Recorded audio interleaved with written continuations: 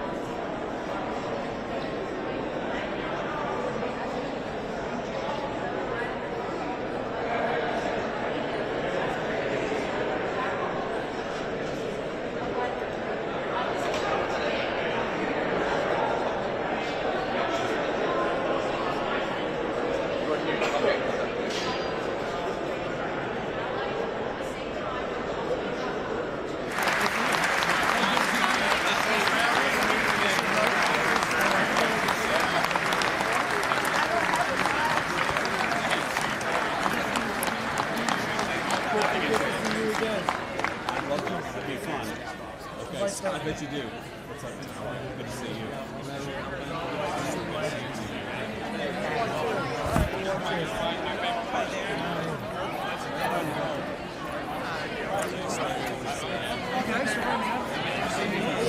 How are you?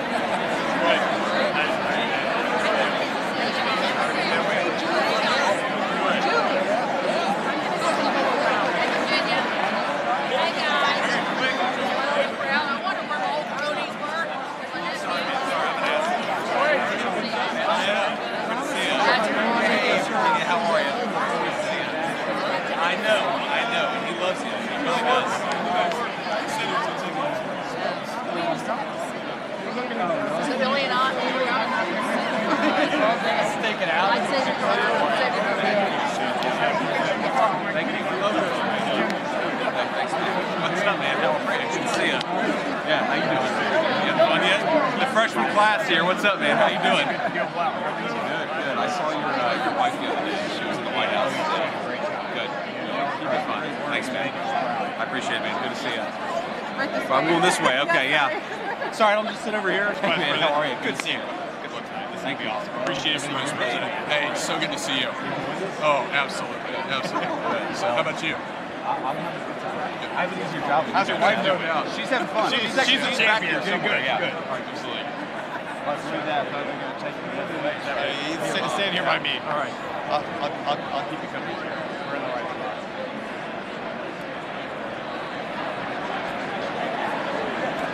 Yeah.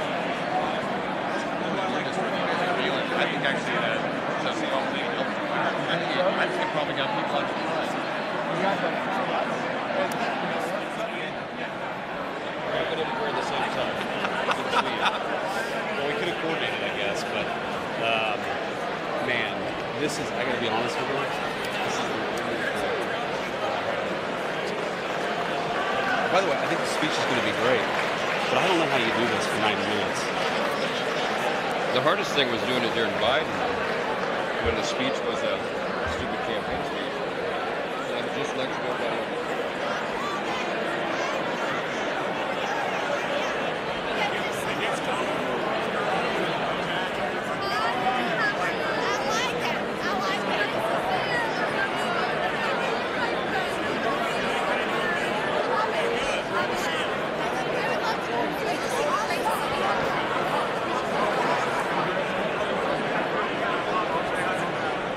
Hi, Tyler. Hey, Ashley, Moody, good to see you.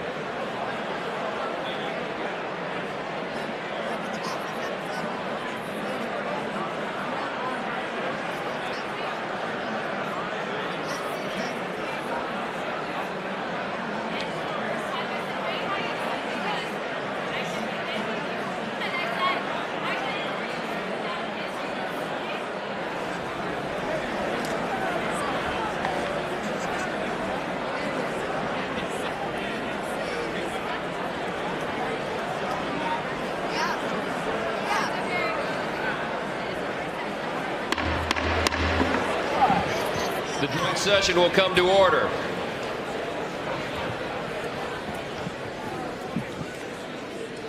The chair appoints as members of the committee on the part of the House to escort the President of the United States into the chamber the following: the gentleman from Louisiana, Mr. Scalise; the gentleman from Minnesota, Mr. Emmer; the gentlewoman from Michigan, Mrs. McClain; the gentleman from North Carolina, Mr. Hudson; the gentleman from Pennsylvania, Mr. Reschenthaler; the gentleman from Utah, Mr. Moore; the gentlewoman from Indiana, Mrs. Houchin; the gentleman from Oklahoma, Mr. Hearn; the gentleman from New York, Mr. Jeffries; the gentlewoman from Massachusetts, Ms. Clark; the gentleman from California, Mr. Aguilar; the gentleman from California, Mr. Liu; the gentleman from Colorado, Mr. Neguse; the gentlewoman from Washington, Ms. Delbene; the gentlewoman from Michigan, Mrs. Dingell. The President of the Senate, at the direction of that body, appoints the following senators as members of the committee on the part of the Senate to escort the President of the United States into the House chamber: the Senator from South Dakota, Mr. Thune; the Senator from Wyoming, Mr. Barrasso; the Senator from Arkansas, Mr. Cotton; the Senator from Oklahoma, Mr. Lankford; the Senator from West Virginia, Mrs. Capito; the Senator from South Carolina, Mr. Scott; the Senator from New York, Mr. Schumer; the Senator from Illinois, Mr. Durbin; the Senator from Minnesota, Ms. Klobuchar; the Senator from New Jersey, Mr. Booker; the Senator from Wisconsin, Ms. Baldwin. The members of the escort committee will exit the chamber through the lobby doors.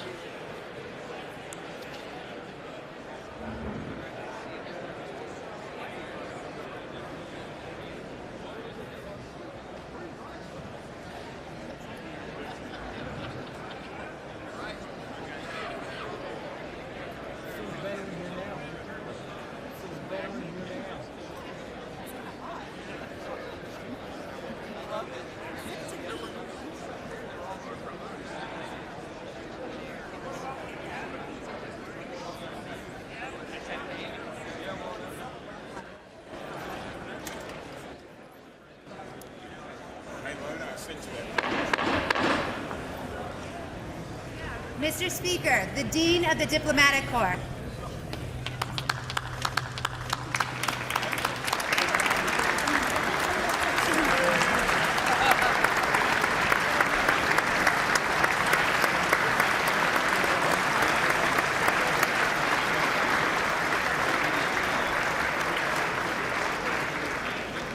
Mr. Speaker, Jonathan Jackson.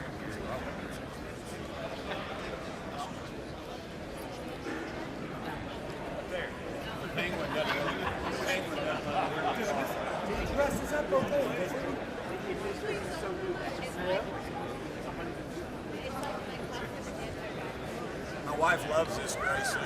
I hate it, but I wear it because she's gonna see me on TV.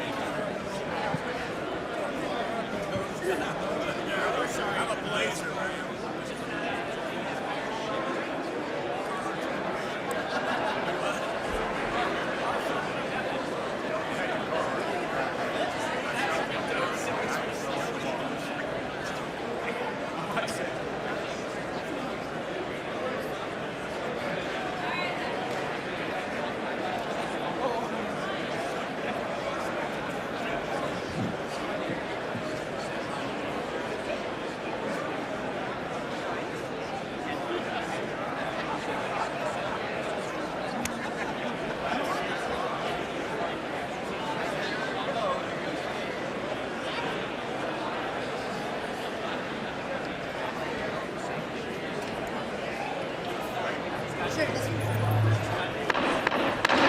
Mr. Speaker, the Chief Justice and Associate Justices of the United States Supreme Court.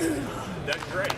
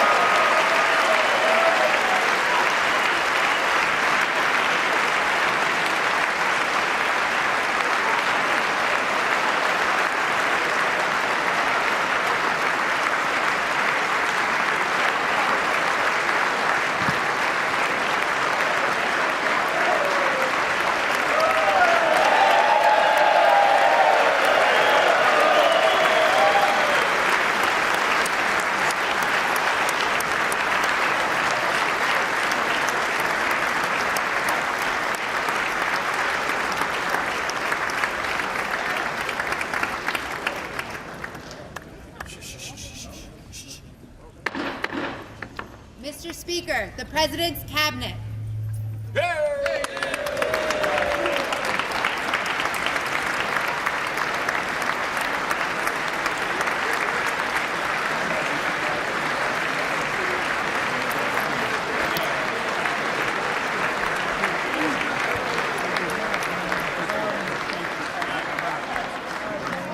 That's true. I should have done better. I should have done way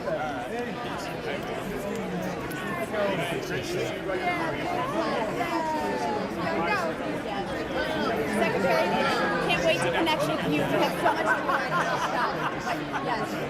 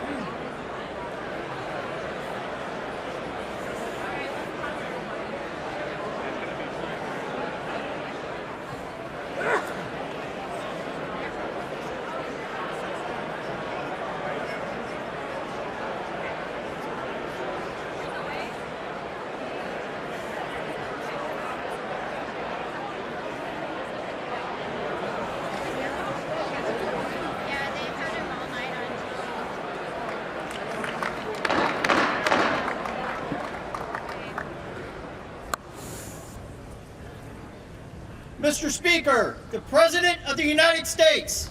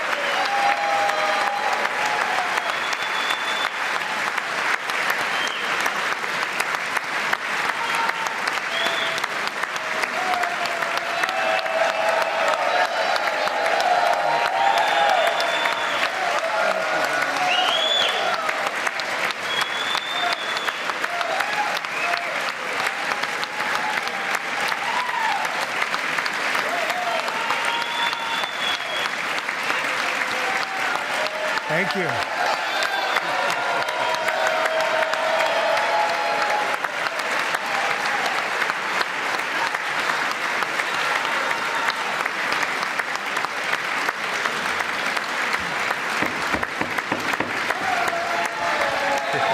Thank you very much. Thank you very much. It's a great honor. Thank you very much. Speaker Johnson, Vice President Vance, the First Lady of the United States,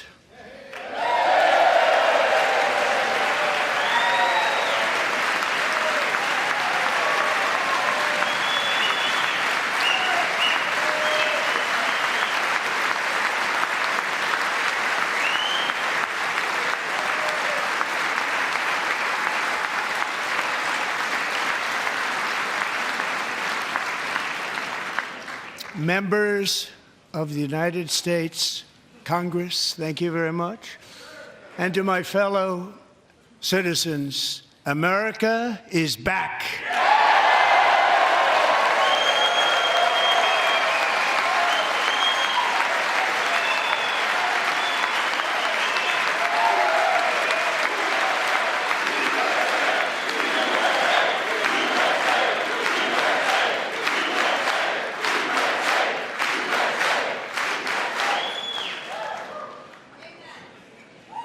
6 weeks ago, I stood beneath the dome of this Capitol and proclaimed the dawn of the golden age of America. From that moment on, it has been nothing but swift and unrelenting action to usher in the greatest and most successful era in the history of our country. We have accomplished more in 43 days than most administrations accomplished in 4 years or 8 years, and we are just getting started.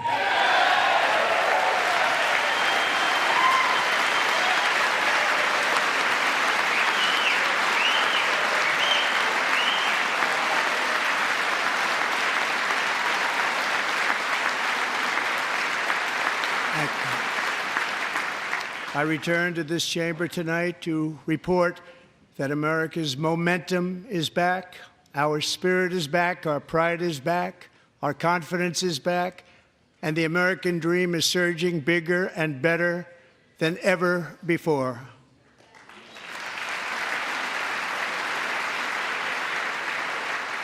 The American dream is unstoppable, and our country is on the verge of a comeback, the likes of which the world has never witnessed and perhaps will never witness again. There's never been anything like it. The presidential election of November 5th was a mandate like has not been seen in many decades. We won all 7 swing states, giving us an electoral college victory of 312 votes.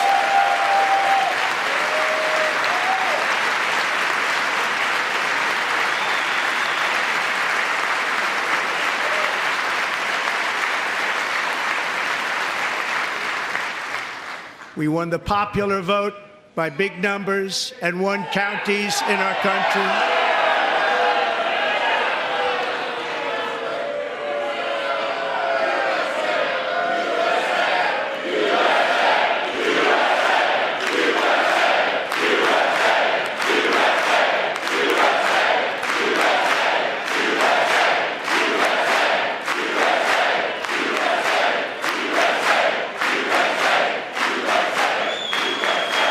And won counties in our country, 2,700 to 525, on a map that reads almost completely red for Republican.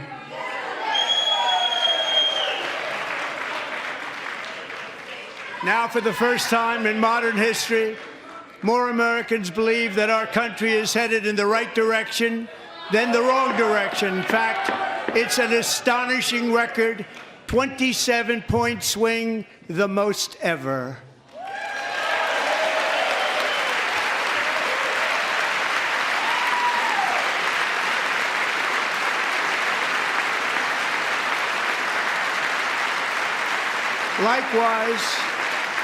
Small business optimism saw its single largest one-month gain ever recorded, a 41-point jump.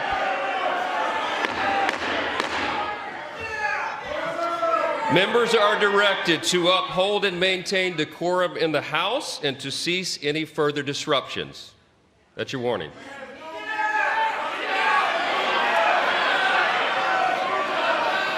Members are engaging in willful and continuing breach of decorum, and the chair is prepared to direct the Sergeant-at-Arms to restore order to the joint session.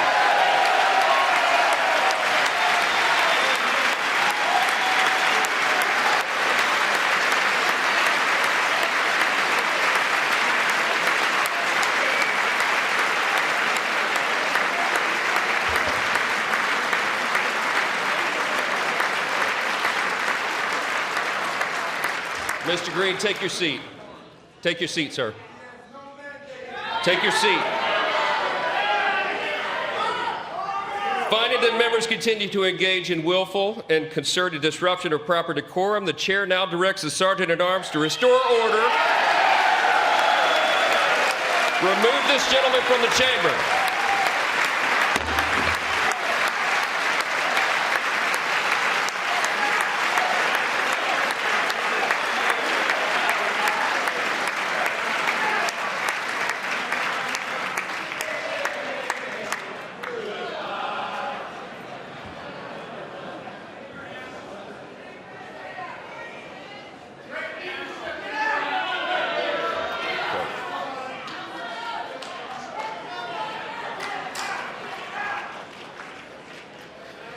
Members are directed to uphold and maintain decorum in the House.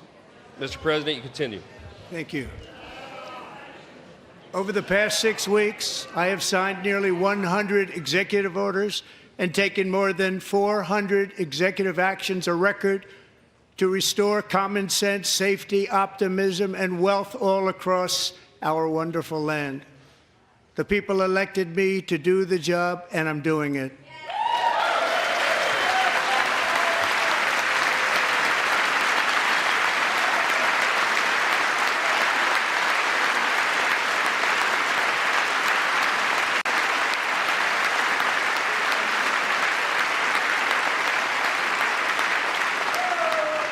In fact, it has been stated by many that the first month of our presidency, it's our presidency, is the most successful in the history of our nation.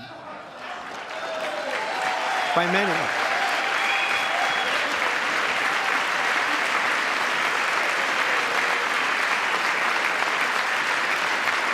And what makes it even more impressive is that, do you know who number 2 is? George Washington. How about that? How about that? I don't know about that list, but we'll take it. Within hours of taking the oath of office, I declared a national emergency on our southern border, and I deployed the U.S. military and Border Patrol to repel the invasion of our country. And what a job they've done.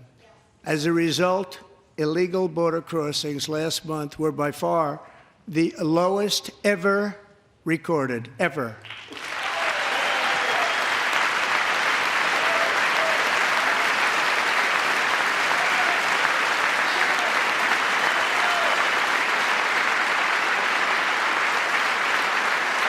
They heard my words and they chose not to come. Much easier that way.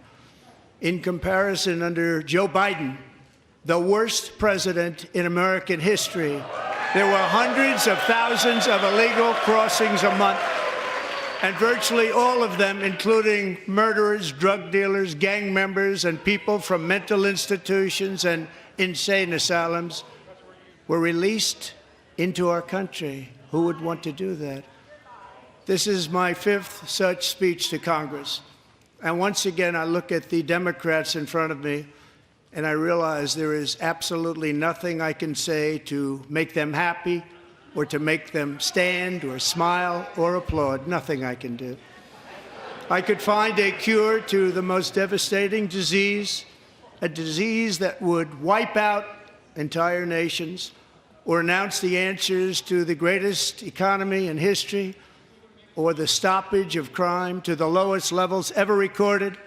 And these people sitting right here will not clap, will not stand, and certainly will not cheer for these astronomical achievements. They won't do it, no matter what. Five times I've been up here. It's very sad, and it just shouldn't be this way.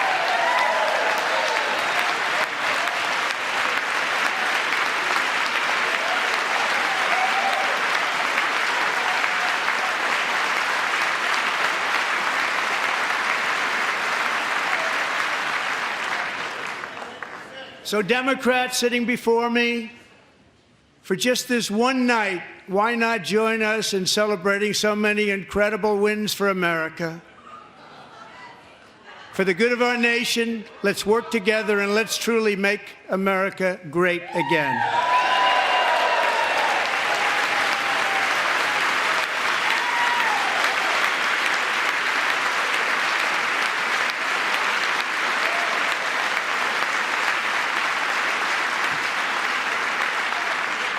Every day, my administration is fighting to deliver the change America needs to bring a future that America deserves, and we're doing it. This is a time for big dreams and bold action. Upon taking office, I imposed an immediate freeze on all federal hiring, a freeze on all new federal regulations, and a freeze on all foreign aid.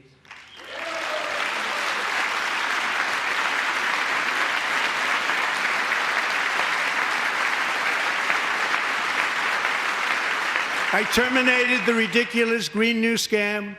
I withdrew from the unfair Paris Climate Accord, which was costing us trillions of dollars that other countries were not paying. I withdrew from the corrupt World Health Organization.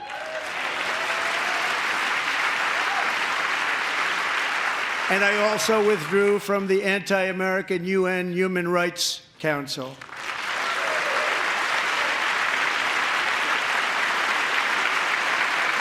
We ended all of Biden's environmental restrictions that were making our country far less safe and totally unaffordable.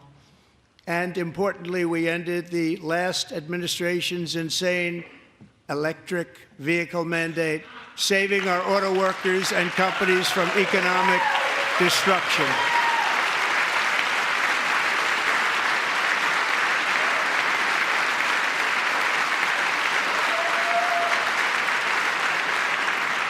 To unshackle our economy, I have directed that for every one new regulation, 10 old regulations must be eliminated, just like I did in my very successful first term.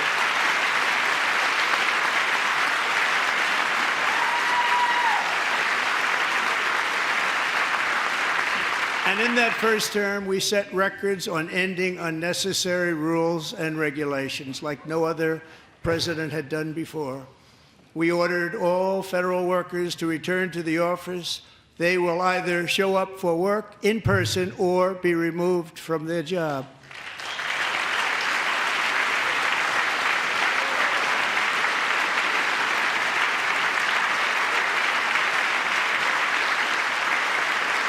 And we have ended weaponized government where, as an example, a sitting president is allowed to viciously prosecute his political opponent, like me. How did that work out? Not too good. Not too good.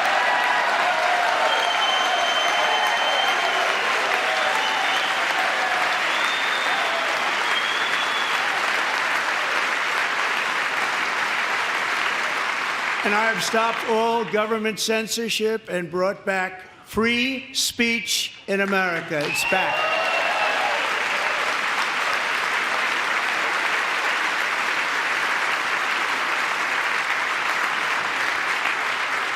And 2 days ago, I signed an order making English the official language of the United States of America.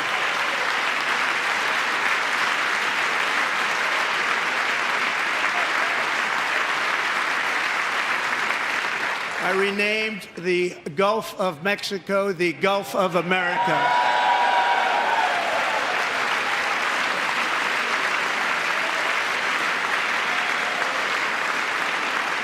And likewise, I renamed, for a great president, William McKinley, Mount McKinley again. Beautiful Alaska. We love Alaska. We've ended the tyranny of so-called diversity, equity, and inclusion policies all across the entire federal government and indeed the private sector and our military.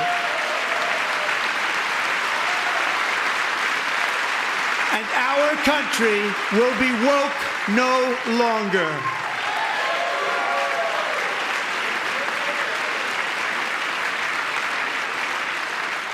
We believe that whether you are a doctor, an accountant, a lawyer, or an air traffic controller, you should be hired and promoted based on skill and competence, not race or gender. Very important.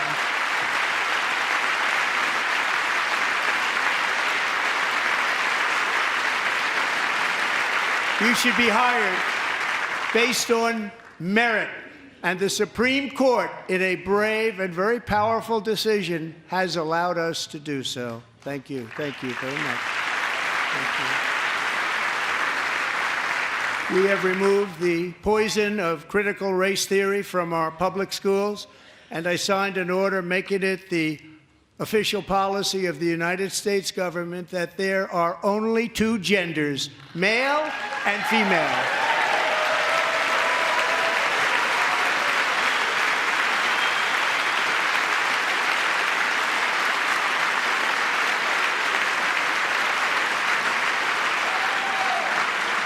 I also signed an executive order to ban men from playing in women's sports.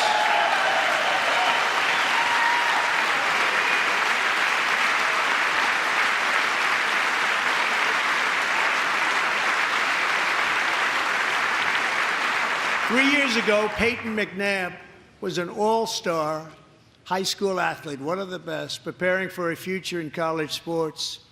But when her girls' volleyball match was invaded by a male, he smashed the ball so hard in Peyton's face, causing traumatic brain injury, partially paralyzing her right side, and ending her athletic career. It was a shot like she's never seen before. She's never seen anything like it.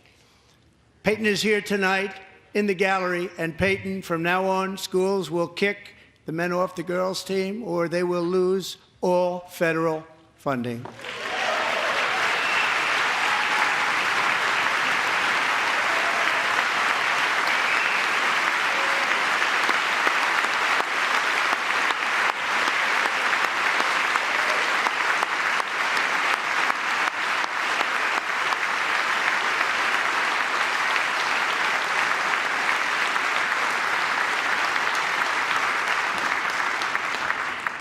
And if you really want to see numbers, just take a look at what happened in the women's boxing, weightlifting, track and field, swimming, or cycling, where a male recently finished a long-distance race 5 hours and 14 minutes ahead of a woman for a new record by 5 hours. Broke the record by 5 hours. It's demeaning for women, and it's very bad for our country. We're not going to put up with it any longer.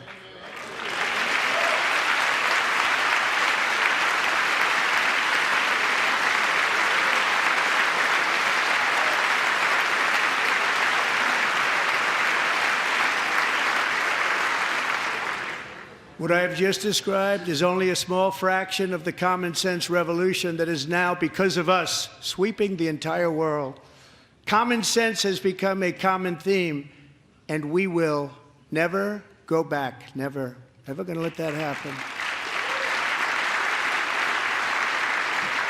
Among my very highest priorities is to rescue our economy and get dramatic and immediate relief to working families.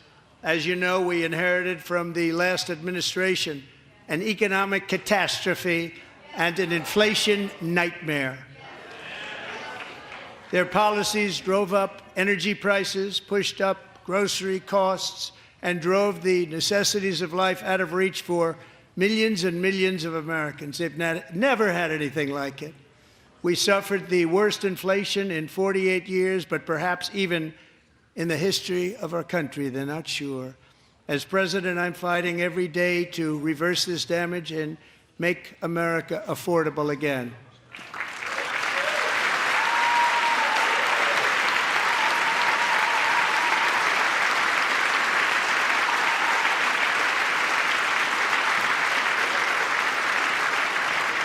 Joe Biden especially let the price of eggs get out of control.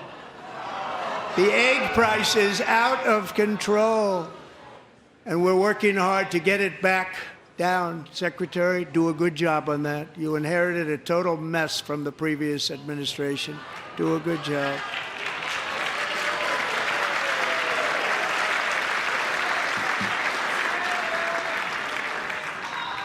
A major focus of our fight to defeat inflation is rapidly reducing the cost of energy. The previous administration cut the number of new oil and gas leases by 95%, slowed pipeline construction to a halt, and closed more than 100 power plants. We are opening up many of those power plants right now.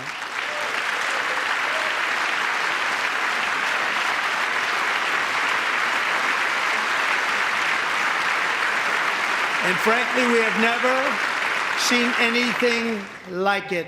That's why on my first day in office, I declared a national energy emergency. As you've heard me say many times, we have more liquid gold under our feet than any nation on earth, and by far. And now I fully authorize the most talented team ever assembled to go and get it. It's called Drill, Baby, Drill.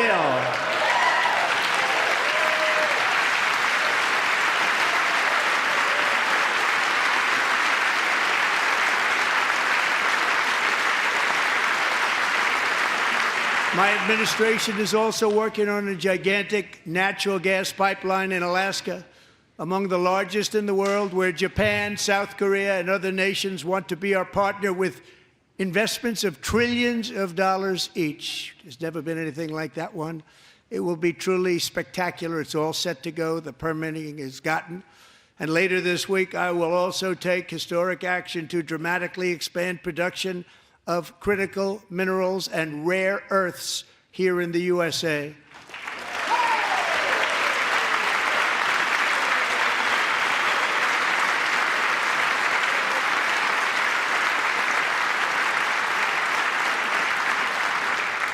To further combat inflation, we will not only be reducing the cost of energy, but will be ending the flagrant waste of taxpayer dollars.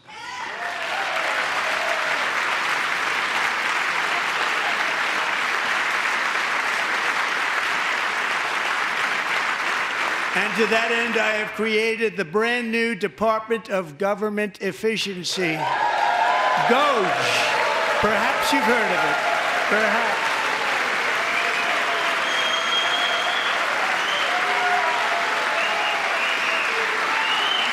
Which is headed by Elon Musk, who is in the gallery tonight.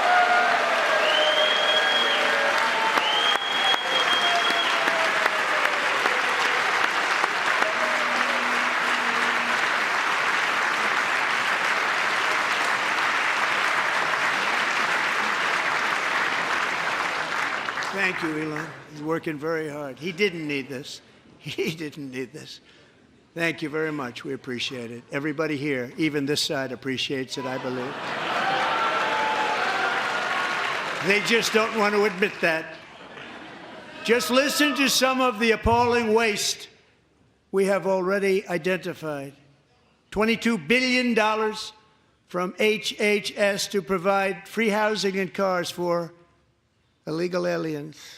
$45 million for diversity, equity, and inclusion scholarships in Burma.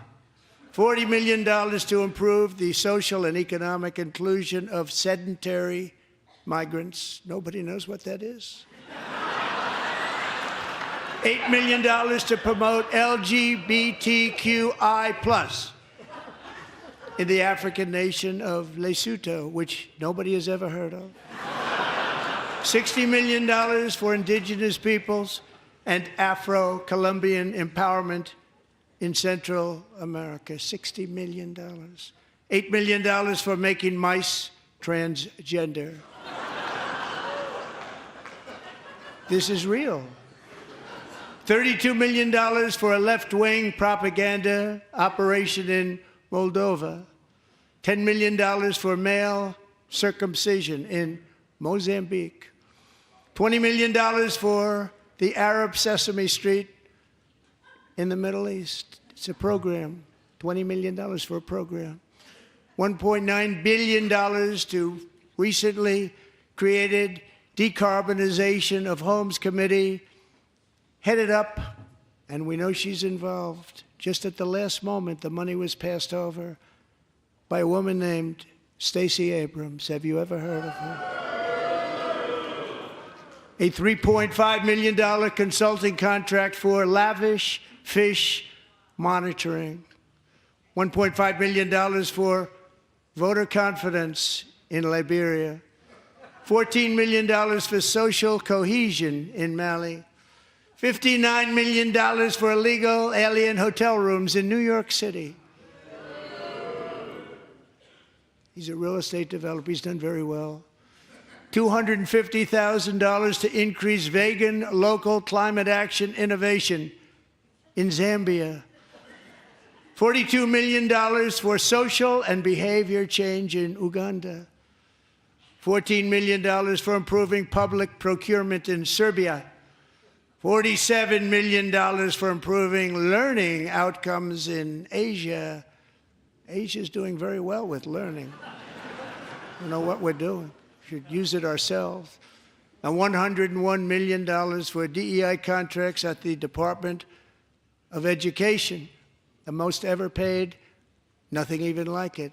Under the Trump administration, all of these scams, and they're far worse, but I didn't think it was appropriate to talk about them.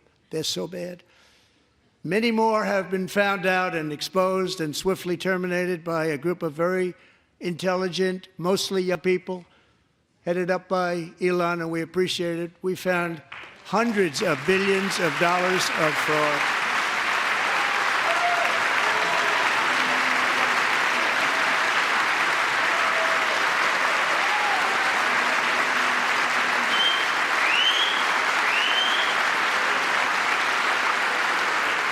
And we've taken back the money and reduced our debt to fight inflation and other things. Taken back a lot of that money. We got it just in time. This is just the beginning.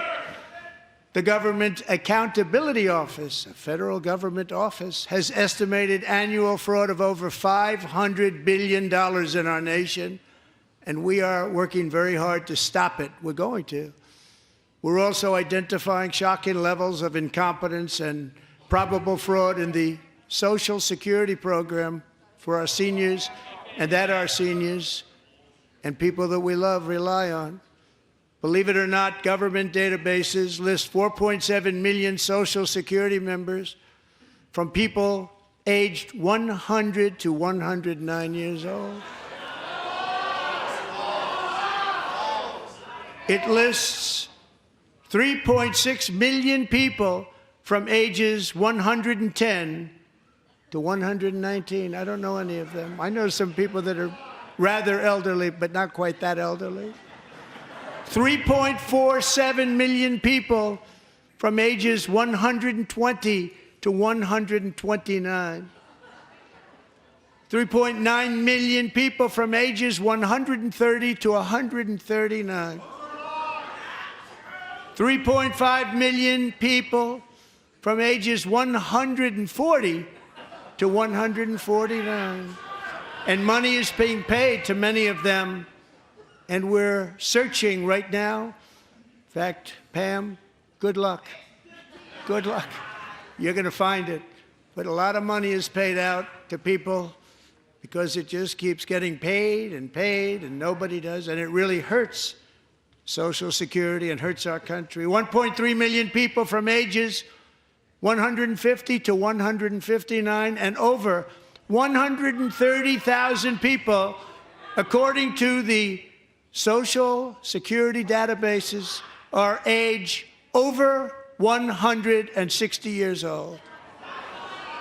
We have a healthier country than I thought, Bobby.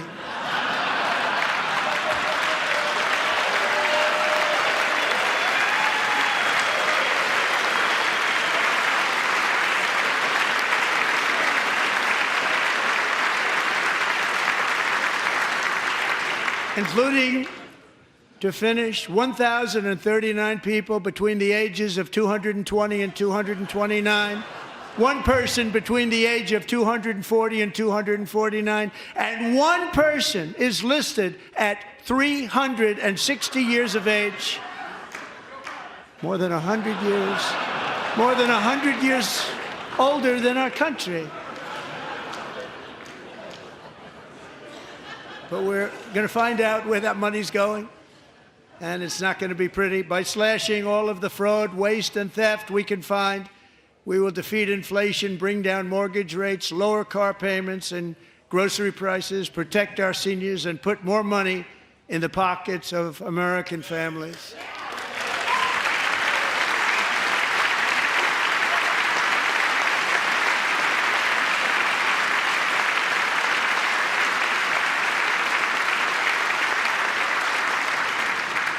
And today, interest rates took a beautiful drop, big, beautiful drop. It's about time. And in the near future, I want to do what has not been done in 24 years, balance the federal budget. We're going to balance it.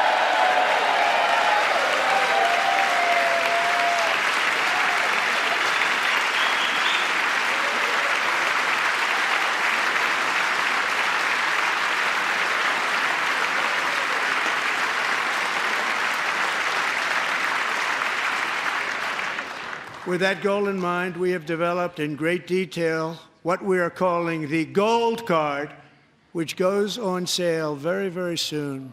For $5 million, we will allow the most successful job-creating people from all over the world to buy a path to U.S. citizenship. It's like the green card, but better and more sophisticated. And these people will have to pay tax in our country. They won't have to pay tax from where they came. The money that they've made, you wouldn't want to do that, but they have to pay tax, create jobs. They'll also be taking people out of colleges and paying for them so that we can keep them in our country instead of having them being forced out. Number one, at the top school, as an example, being forced out and not being allowed to stay and create tremendous numbers of jobs and great success for a company out there. So while we take out the criminals, killers, traffickers, and child predators who are allowed to enter our country under the open border policy of these people, the Democrats, the Biden administration, the open border insane policies that you've allowed to destroy our country, we will now bring in brilliant, hardworking, job-creating people. They're going to pay a lot of money, and we're going to reduce our debt with that money.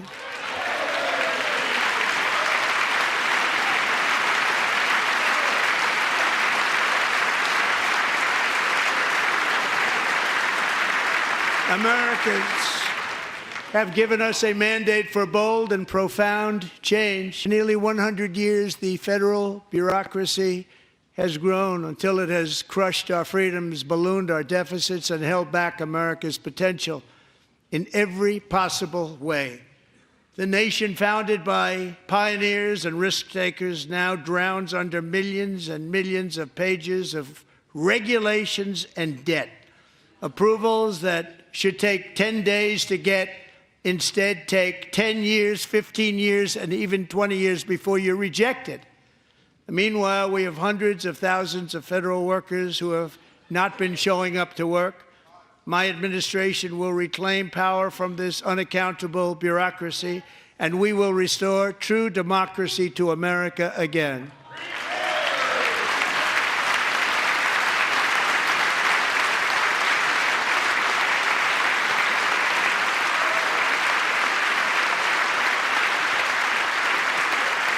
And any federal bureaucrat who resists this change will be removed from office immediately.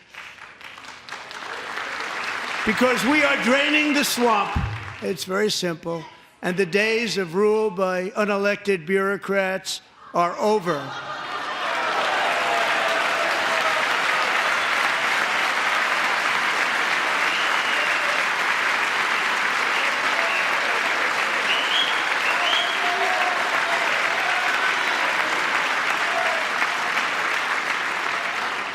And the next phase of our plan to deliver the greatest economy in history is for this Congress to pass tax cuts for everybody. They're in there. They're waiting for you to vote.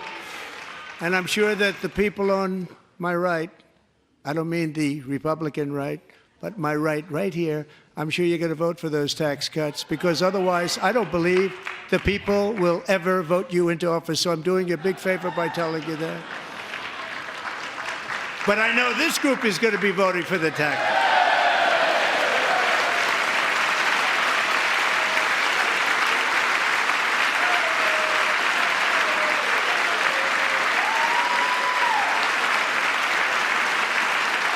Thank you. It's a very, very big part of our plan. We had tremendous success in our first term with it. A very big part of our plan. We're seeking permanent income tax cuts all across the board. And to get urgently needed relief to Americans hit especially hard by inflation, I'm calling for no tax on tips, no tax on overtime, and no tax on Social Security benefits for our great seniors.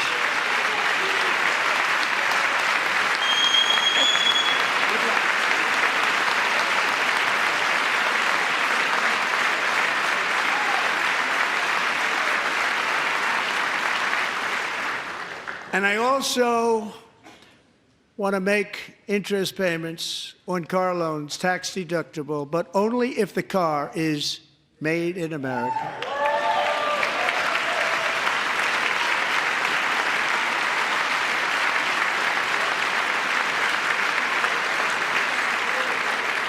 And by the way, we're going to have growth in the auto industry like nobody's ever seen. Plants are opening up all over the place. Deals are being made.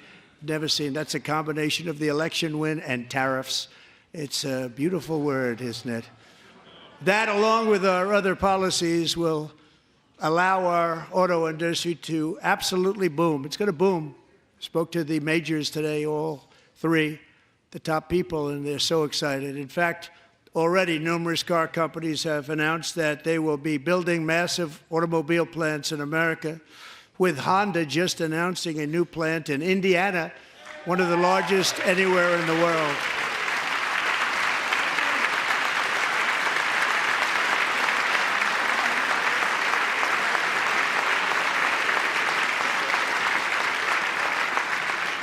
And this has taken place since our great victory on November 5th, a date which will hopefully go down as one of the most important in the history of our country.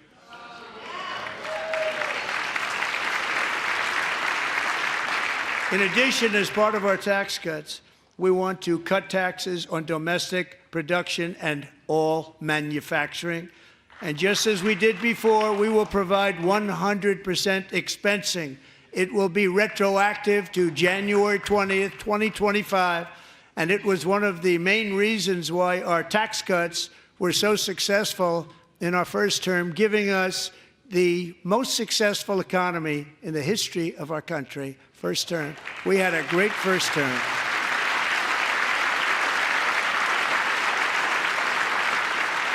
If you don't make your product in America, however, under the Trump administration, you will pay a tariff, and in some cases, a rather large one. Other countries have used tariffs against us for decades, and now it's our turn to start using them against those other countries. On average, the European Union, China, Brazil, India, Mexico, and Canada, have you heard of them? And countless other nations charge us tremendously higher tariffs than we charge them. It's very unfair. India charges us auto tariffs higher than 100%. China's average tariff on our products is twice what we charge them. And South Korea's average tariff is 4 times higher. Think of that, 4 times higher. And we give so much help militarily and in so many other ways to South Korea, but that's what happens. This is happening by friend and foe. This system is not fair to the United States and never was, and so on April 2nd, I wanted to make it April 1st, but I didn't want to be accused of April Fool's Day. That's not, just one day was cost us a lot of money. But we're going to do it in April. I'm a very superstitious person. April 2nd, reciprocal tariffs kick in. And whatever they tariff us, other countries, we will tariff them. That's reciprocal, back and forth. Whatever they tax us, we will tax them. If they do non-monetary tariffs to keep us out of their market, then we will do non-monetary barriers to keep them out of our market. There's a lot of that, too. They don't even allow us in their market.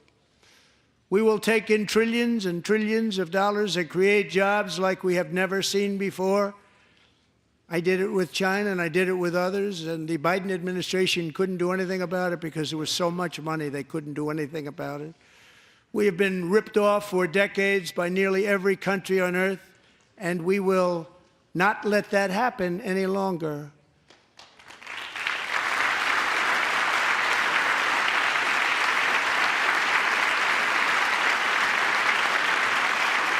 Much has been said over the last 3 months about Mexico and Canada, but we have very large deficits with both of them. But even more importantly, they've allowed fentanyl to come into our country at levels never seen before, killing hundreds of thousands of our citizens and many very young, beautiful people, destroying families. Nobody's ever seen anything like it. They are, in effect, receiving subsidies of hundreds of billions of dollars. We pay subsidies to Canada and to Mexico of hundreds of billions of dollars, and the United States will not be doing that any longer. We're not going to do it any longer.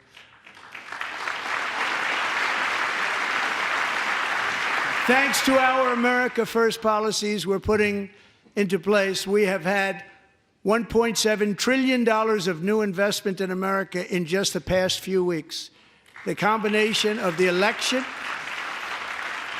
and our economic policies that people of SoftBank, one of the most brilliant anywhere in the world, announced a $200 billion investment. OpenAI and Oracle, Larry Ellison, announced $500 billion investment, which they wouldn't have done if Kamala had won. Apple announced $500 billion investment. Tim Cook called me. He said, I cannot spend it fast enough. It's going to be much higher than that, I believe. They'll be building their plants here instead of in China. And just yesterday, Taiwan Semiconductor, the biggest in the world, most powerful in the world, has a tremendous amount, 97% of the market, announced a $165 billion investment to build the most powerful chips on earth right here in the USA.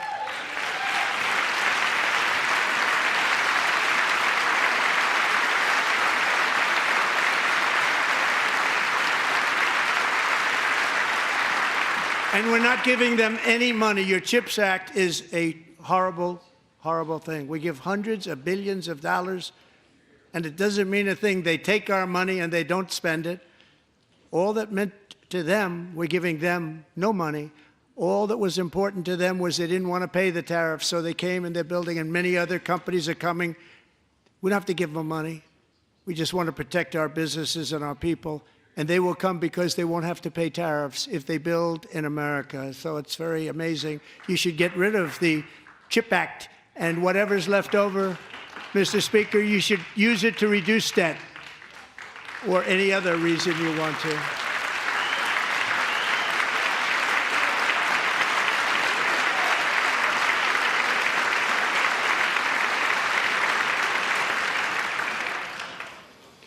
Our new trade policy will also be great for the American farmer. I love the farmer.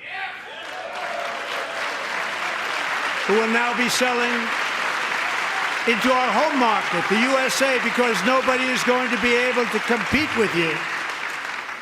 Because there's goods that come in from other countries and companies, they're really in a bad position in so many different ways. They're uninspected. They may be very dirty and disgusting, and they come in and they pour in, and they hurt our American farmers. The tariffs will go on agricultural product coming into America, and our farmers, starting on April 2nd, it may be a little bit of an adjustment period. We had that before when I made the deal with China, $50 billion of purchases, and I said, just bear with me, and they did. They did. Probably have to bear with me again, and this will be even better. That was great. The problem with it was that Biden didn't enforce it. He didn't enforce it. $50 billion of purchases, and we were doing great, but Biden did not enforce it, and it hurt our farmers. But our farmers are going to have a field day right now. So to our farmers, have a lot of fun. I love you too. I love you too. It's all going to happen.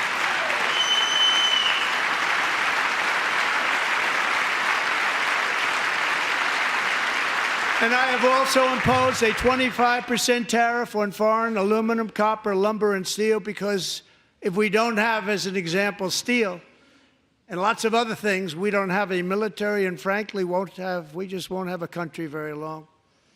Here today is a proud American steelworker, fantastic person from Decatur, Alabama, Jeff Denard. Has been working at the same steel plant for 27 years in a job that has allowed him to serve as the captain of his local volunteer fire department, raise 7 children with his beautiful wife, Nicole, and over the years provide a loving home for more than 40 foster children. So great, Jeff.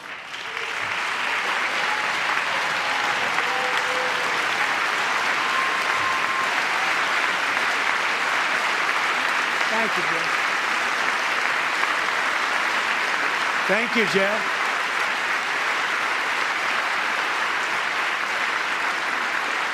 Stories like Jeff's remind us that tariffs are not just about protecting American jobs. They're about protecting the soul of our country.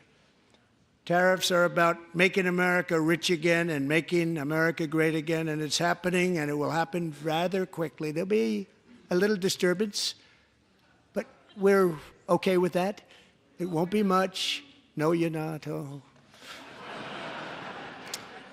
And look where Biden took us, very low, the lowest we've ever been. Jeff, I want to thank you very much, and I also want to recognize another person who has devoted herself to foster care community. She works so hard on it.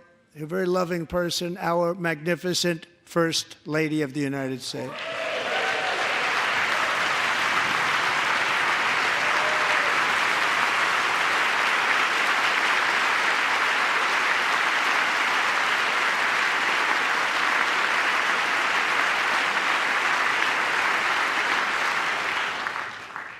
Melania's work has yielded incredible results, helping prepare our nation's future leaders as they enter the workforce. Our First Lady is joined by 2 impressive young women, very impressive. Haley Ferguson, who benefited from the First Lady's Fostering the Future initiative and is poised to complete her education and become a teacher. And Elliston Berry, who became a victim of an illicit deepfake image produced by a peer. With Elliston's help, the Senate just passed the Take It Down Act, and this is so important. Thank you very much, John. John Thune, thank you. Stand up, John. Thank you, John.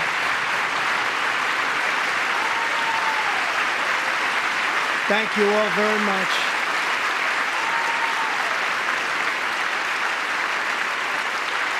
Thank you. And thank you to John Thune and the Senate. Great job. To criminalize the publication of such images online is a terrible, terrible thing. And once it passes the House, I look forward to signing that bill into law. Thank you. And I'm going to use that bill for myself, too, if you don't mind. Because nobody gets treated worse than I do online. Nobody. That's great. Thank you very much to the Senate. Thank you. But if we truly care about protecting Americans' children, no step is more crucial than securing America's borders. Over the past 4 years, 21 million people poured into the United States. Many of them were murderers, human traffickers, gang members, and other criminals from the streets of dangerous cities all throughout the world. Because of Joe Biden's insane and very dangerous open border policies, they are now strongly embedded in our country, but we are getting them out and getting them out fast.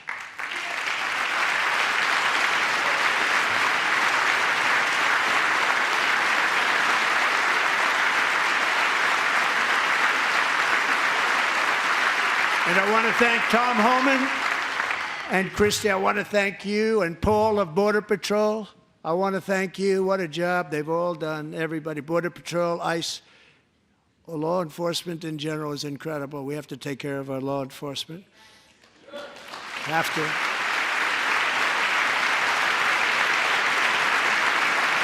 Last year,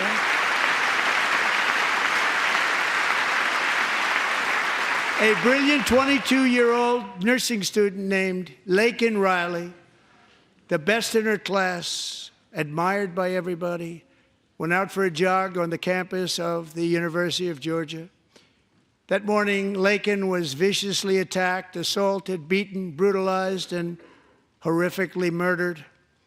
Laken was stolen from us by a savage illegal alien gang member who was arrested while trespassing across Biden's open southern border and then set loose into the United States under the heartless policies of that failed administration. It was indeed a failed administration. He had then been arrested and released in a Democrat-run sanctuary city, a disaster, before ending the life of this beautiful young angel. With us this evening are Laken's beloved mother, Allison, and her sister, Lauren.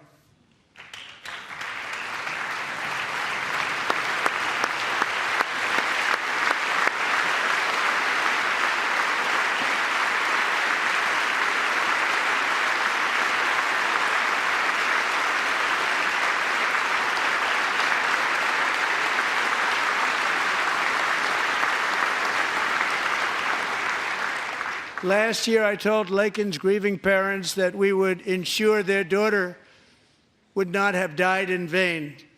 That's why the very first bill I signed into law as your 47th president mandates the detention of all dangerous criminal aliens who threaten public safety. It's a very strong, powerful act.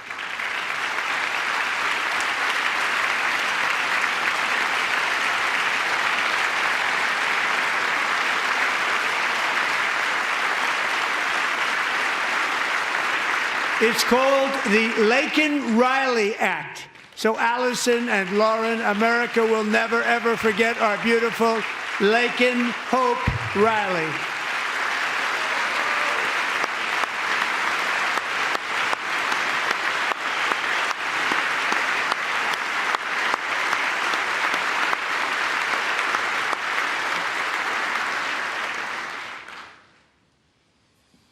Thank you very much.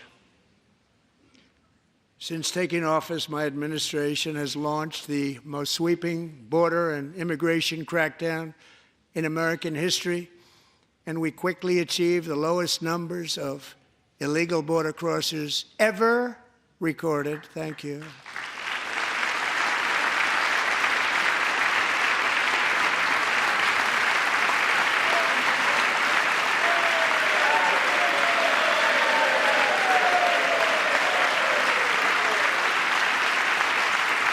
The media and our friends in the Democrat Party kept saying we needed new legislation, we must have legislation to secure the border. But it turned out that all we really needed was a new president.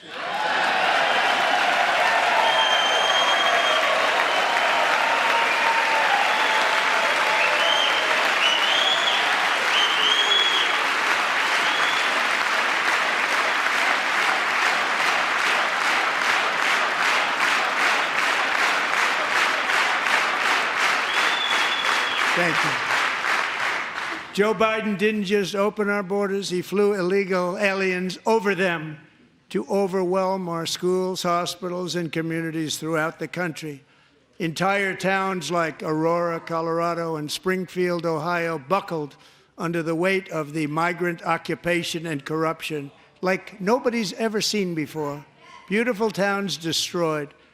Now, just as I promised in my inaugural address, we are achieving the great liberation of America.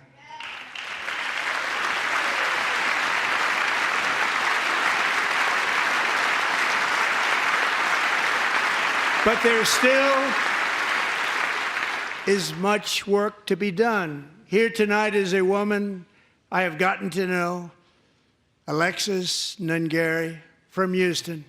Wonderful woman. Last June, Alexis's 12-year-old daughter, her precious Jocelyn, walked to a nearby convenience store.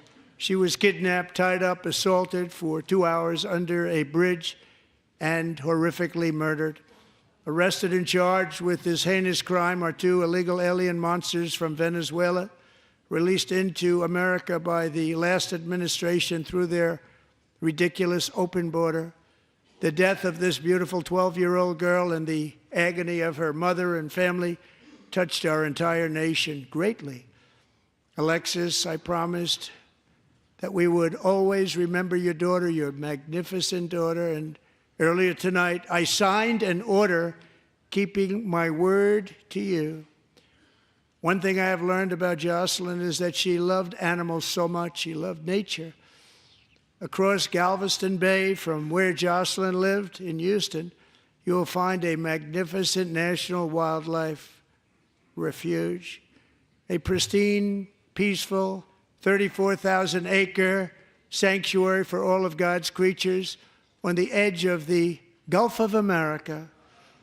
Alexis, moments ago, I formally renamed that refuge in loving memory of your beautiful daughter, Jocelyn. So, Mr. Vice President, if you would, may I have the order?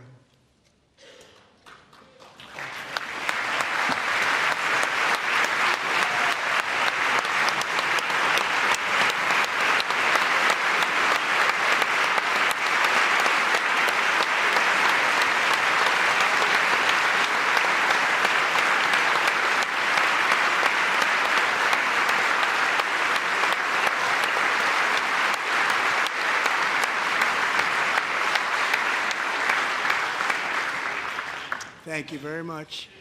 All 3 savages charged with Jocelyn and Lakin's murders were members of the Venezuelan prison gang, the toughest gang, they say, in the world, known as Tren de Aragua. 2 weeks ago, I officially designated this gang, along with MS-13 and the bloodthirsty Mexican drug cartels, as foreign terrorist organizations.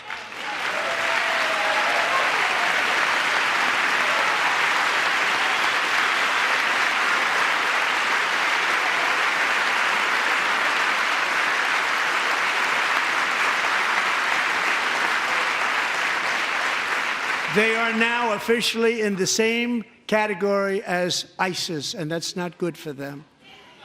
Countless thousands of these terrorists were welcomed into the U.S. by the Biden administration.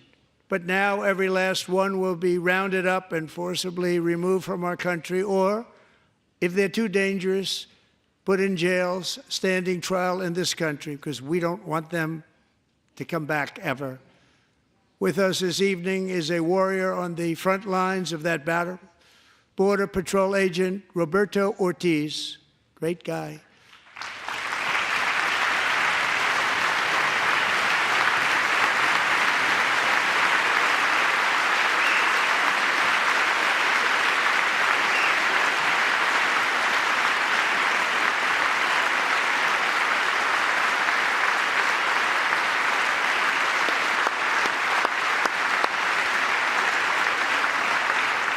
In January, Roberto and another agent were patrolling by the Rio Grande near an area known as Cartel Island. Doesn't sound too nice to me. When heavily armed gunmen started shooting at them. Roberto saw that his partner was totally exposed, at great danger, and he leapt into action, returning fire and providing crucial seconds for his fellow agent to seek safety, just barely. I have some of the prints of that event, and it was not good. Agent Ortiz, we salute you for your great courage and for your line of fire that you took and for the bravery that you showed. We honor you, and we will always honor you. Thank you, Roberto, very much.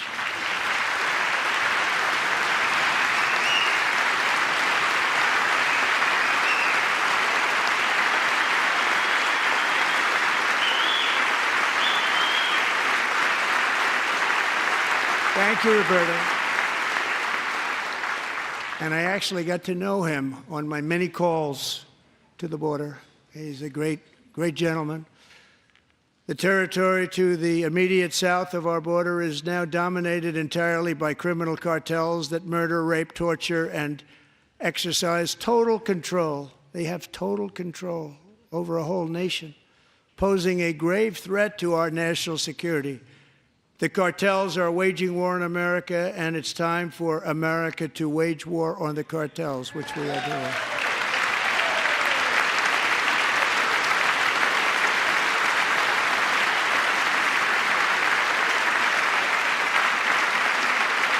Five nights ago, Mexican authorities, because of our tariff policies being imposed on them, think of this, handed over to us 29 of the biggest cartel leaders in their country. That has never happened before. They want to make us happy.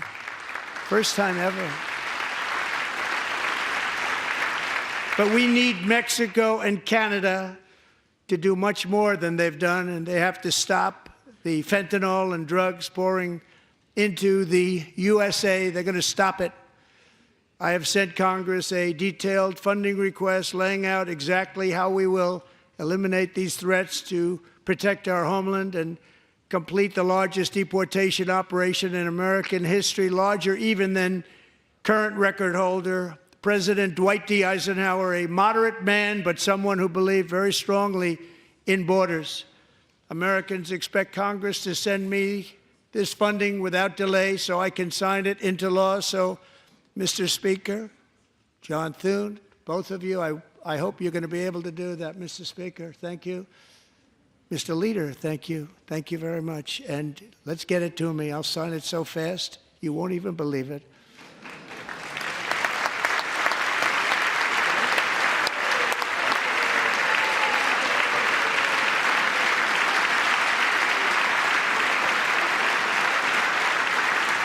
And as we reclaim our sovereignty, we must also bring back law and order to our cities and towns.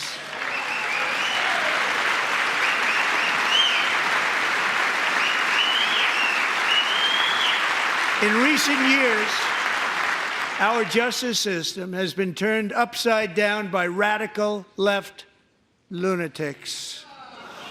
Many jurisdictions virtually ceased enforcing the law against dangerous repeat offenders while weaponizing law enforcement against political opponents like me.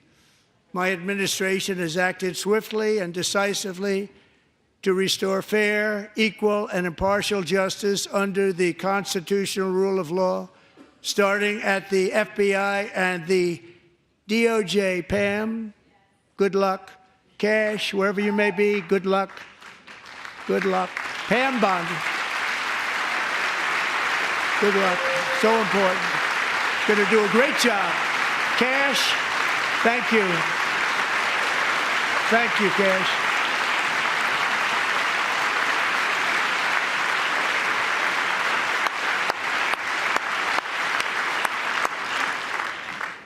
They've already started very strong. They're going to do a fantastic job. You're going to be very proud of them.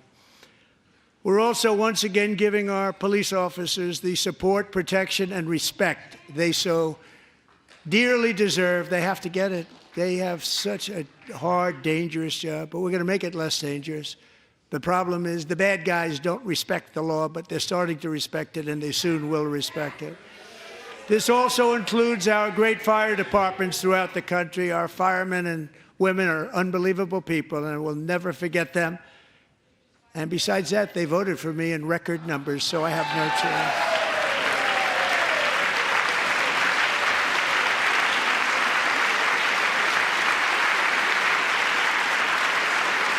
1 year ago this month, 31-year-old New York police officer Jonathan Diller, unbelievably wonderful person and a great officer, was gunned down at a traffic stop on Long Island. I went to his funeral. The vicious criminal charged with his murder had 21 prior arrests, and they were rough arrests, too. He was a real bad one. The thug in the seat next to him had 14 prior arrests and went by the name of Killer. He was Killer. He killed other people, they say, a lot of them. I attended Officer Diller's service, and when I met his wife and one-year-old son, Ryan, it was very inspirational, actually. His widow's name is Stephanie, and she is here tonight. Stephanie, thank you very much, Stephanie. Thank you very much.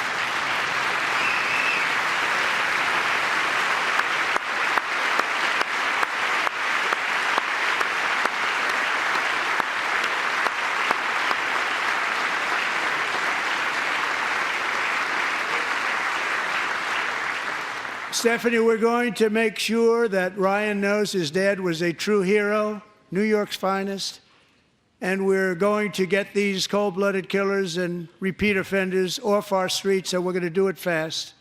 Got to stop it. They get out with 28 arrests. They push people into subway trains. They hit people over the head, back of the head with baseball bats. We got to get them out of here. I've already signed an executive order requiring a mandatory death penalty for anyone who murders a police officer, and tonight I'm asking Congress to pass that policy into permanent law.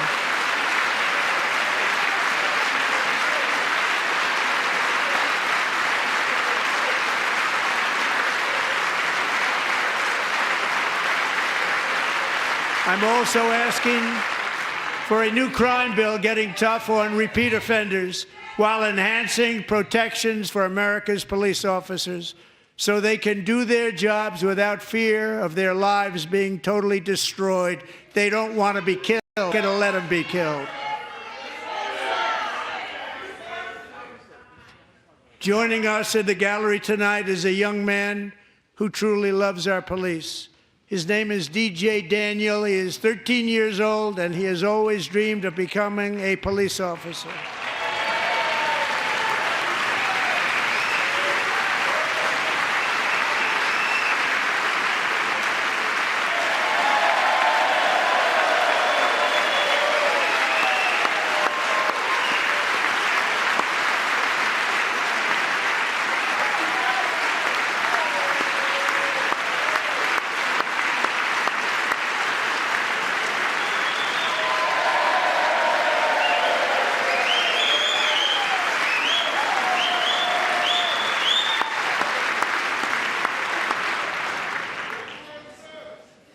But in 2018, DJ was diagnosed with brain cancer.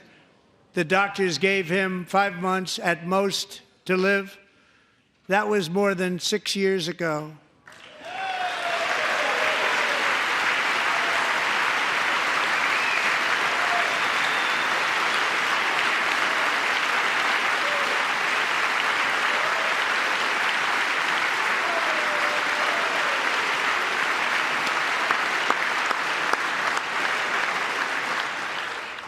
Since that time, DJ and his dad have been on a quest to make his dream come true, and DJ has been sworn in as an honorary law enforcement officer, actually a number of times. The police love him, the police departments love him. And tonight, DJ, we're going to do you the biggest honor of them all. I am asking our new Secret Service Director, Sean Curran, to officially make you an agent of the United States Secret Service.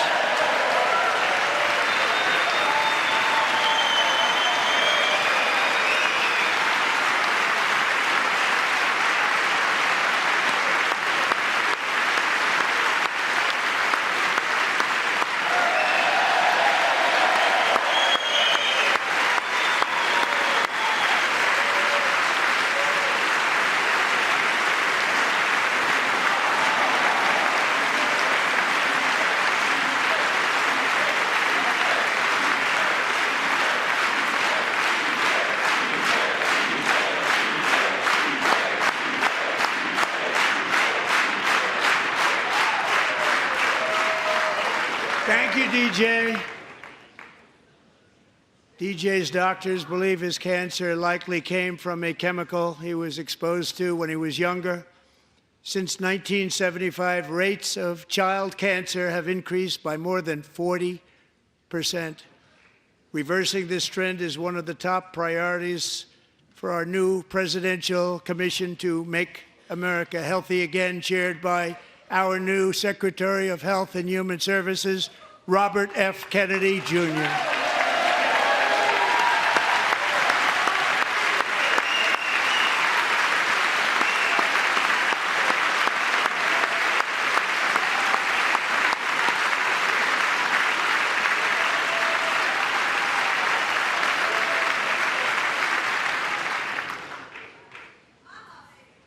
With the name Kennedy, you would have thought everybody over here would have been cheering.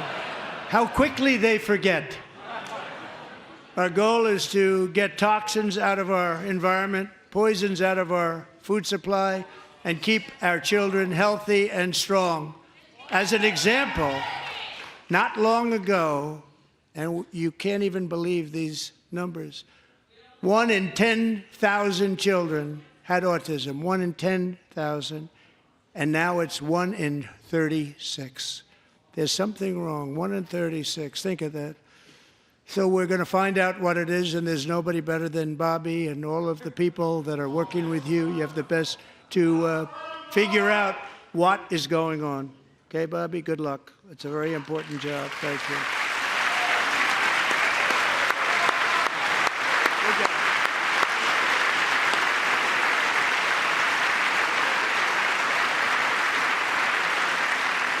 Thank you. My administration is also working to protect our children from toxic ideologies in our schools. A few years ago, January Littlejohn and her husband discovered that their daughter's school had secretly socially transitioned their 13-year-old little girl. Teachers and administrators conspired to deceive January and her husband while encouraging her daughter to use a new name and pronouns. They, them pronoun, actually, all without telling January, who is here tonight and is now a courageous advocate against this form of child abuse. January, thank you. Thank you. Thank you very much.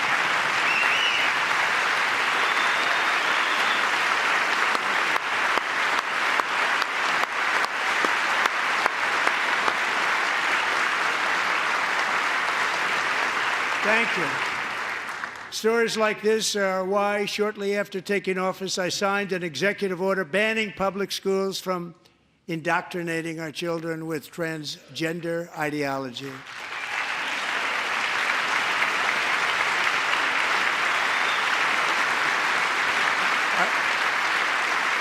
I also signed an order to cut off all taxpayer funding to any institution that engages in the sexual mutilation of our youth.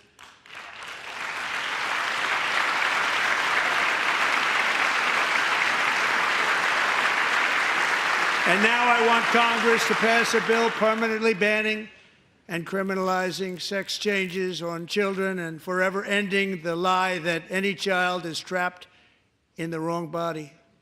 This is a big lie.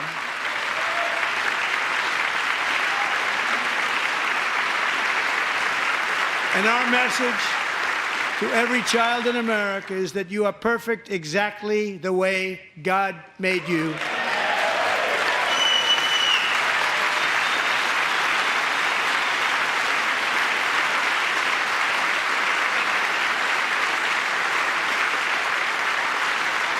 Because we're getting wokeness out of our schools and out of our military, and it's already out, and it's out of our society. We don't want it. Wokeness is trouble. Wokeness is bad. It's gone. It's gone. And we feel so much better for it, don't we? Don't we feel better?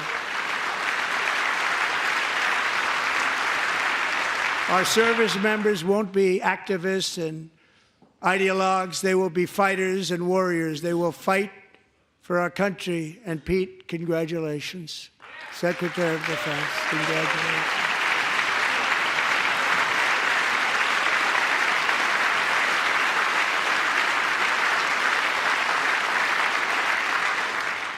And he's not big into the woke movement, I can tell you. I know him well. I am pleased to report that in January, the U.S. Army had its single best recruiting month in 15 years, and that all armed services are having among the best recruiting results ever in the history of our services. What a difference.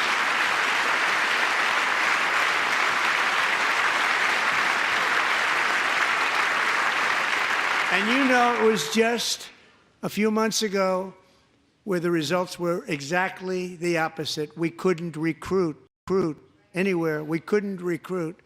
Now we're having the best results just about that we've ever had. What a tremendous turnaround. It's really a beautiful thing to see. People love our country again. It's very simple. They love our country, and they love being in our military again. So it's a great thing, and thank you very much. Great job. Thank you.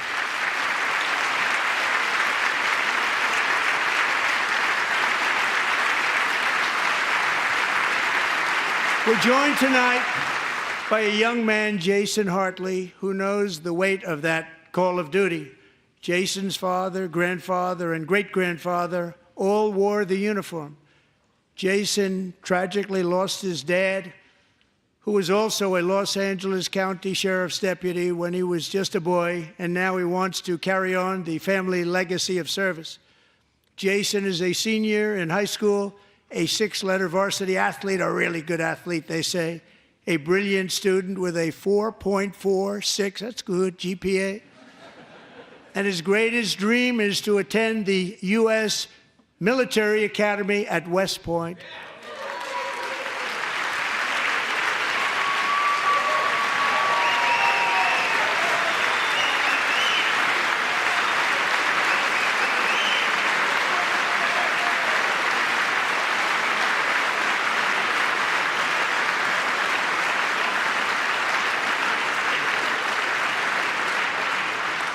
And Jason, that's a very big deal getting in. That's a hard one to get into. But I'm pleased to inform you that your application has been accepted. You will soon be joining the Corps of Cadets.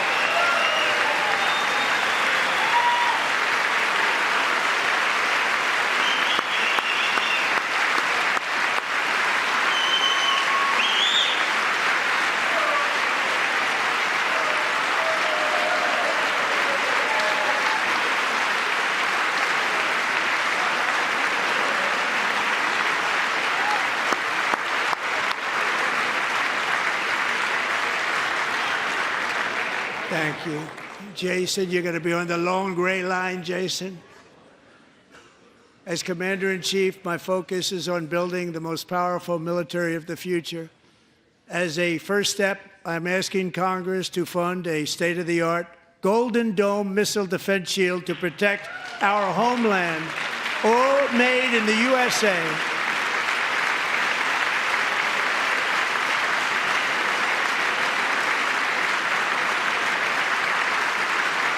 And Ronald Reagan wanted to do it long ago, but the technology just wasn't there, not even close. But now we have the technology. It's incredible, actually. And other places, they have it. Israel has it. Other places have it. And the United States should have it too, right, Tim, right? They should have it too. So I want to thank you. But it's a very, very important. This is a very dangerous world. We should have it. We want to be protected, and we're going to protect our citizens like never before. To boost our defense industrial base, we are also going to resurrect the American shipbuilding industry, including commercial shipbuilding and military shipbuilding.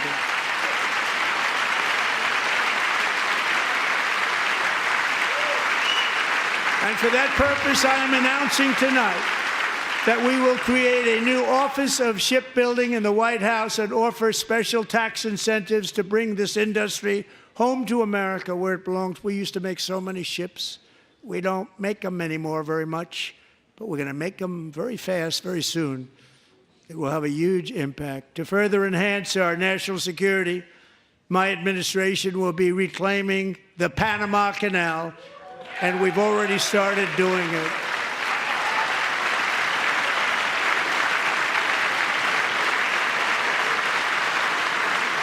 Just today, a large American company announced they are buying both ports around the Panama Canal and lots of other things having to do with the Panama Canal and a couple of other canals.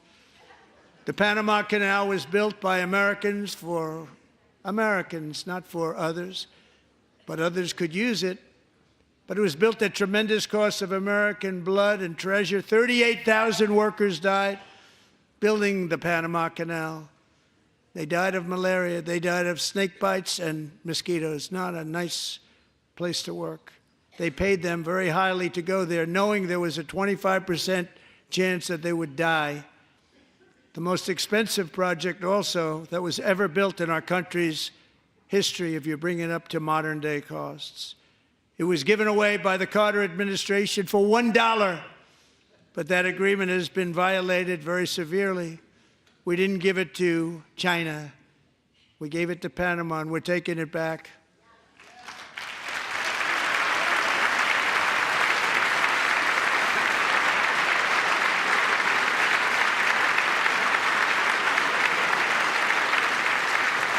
And we have Marco Rubio in charge. Good luck, Marco. Now, we know who to blame if anything goes wrong. Marco's been amazing, and he's going to do a great job. Think of it. He got 100 votes. You know, he was approved with actually 99, but the 100th was this gentleman, and I feel very certain. So let's assume he got 100 votes. And I'm either very, very happy about that or I'm very concerned about it. But he's already proven. I mean, he's a great gentleman. He's respected by everybody, and we appreciate you voting for Marco. He's going to do a fantastic job. Thank you. Thank you. He's doing a great job. Great job. And I also have a message tonight for the incredible people of Greenland. We strongly support your right to determine your own future. And if you choose, we welcome you into the United States of America. We need Greenland for national security and even international security, and we're working with everybody involved to try and get it. But we need it really for international world security, and I think we're going to get it. One way or the other, we're going to get it. We will keep you safe. We will make you rich, and together we will take Greenland to heights like you have never thought possible before.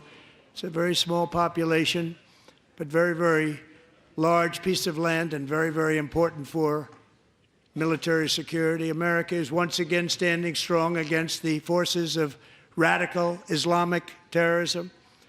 3.5 years ago, ISIS terrorists killed 13 American service members and countless others in the Abbey Gate bombing during the disastrous and incompetent withdrawal from Afghanistan. Not that they were withdrawing, it was the way they withdrew. Perhaps the most embarrassing moment in the history of our country. Tonight, I am pleased to announce that we have just apprehended the top terrorist responsible for that atrocity, and he is right now on his way here to face the swift sword of American justice.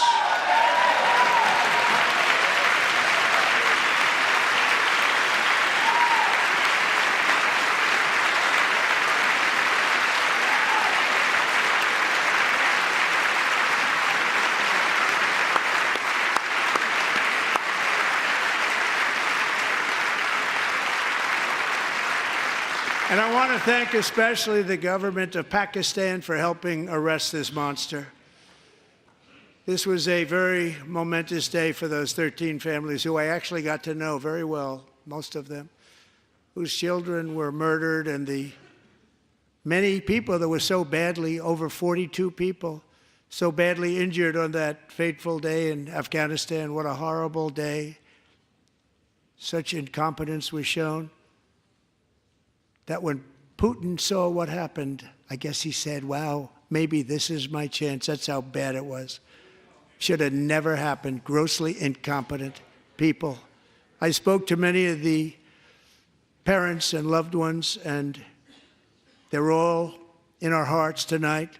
Just spoke to them on the phone. We had a big call every one of them called, and everybody was on the line, and they did nothing but cry with happiness. They were very happy, as happy as you can be under those circumstances. Their child, brother, sister, son, daughter was killed for no reason whatsoever. In the Middle East, we're bringing back our hostages from Gaza. In my first term, we achieved one of the most groundbreaking peace agreements in generations, the Abraham Accords.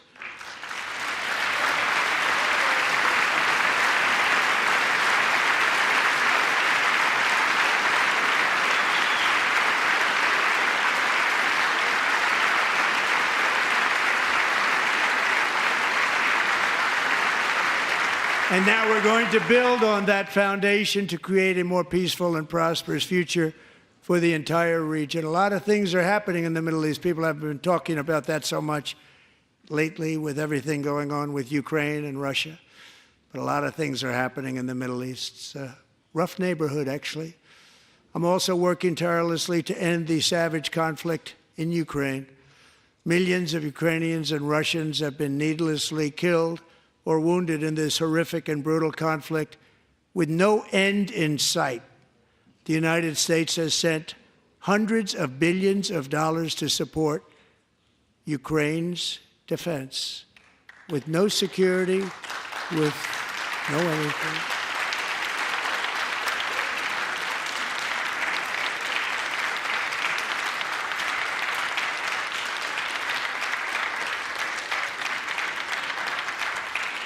Do you want to keep it going for another 5 years? Yeah, you would say Pocahontas says yes.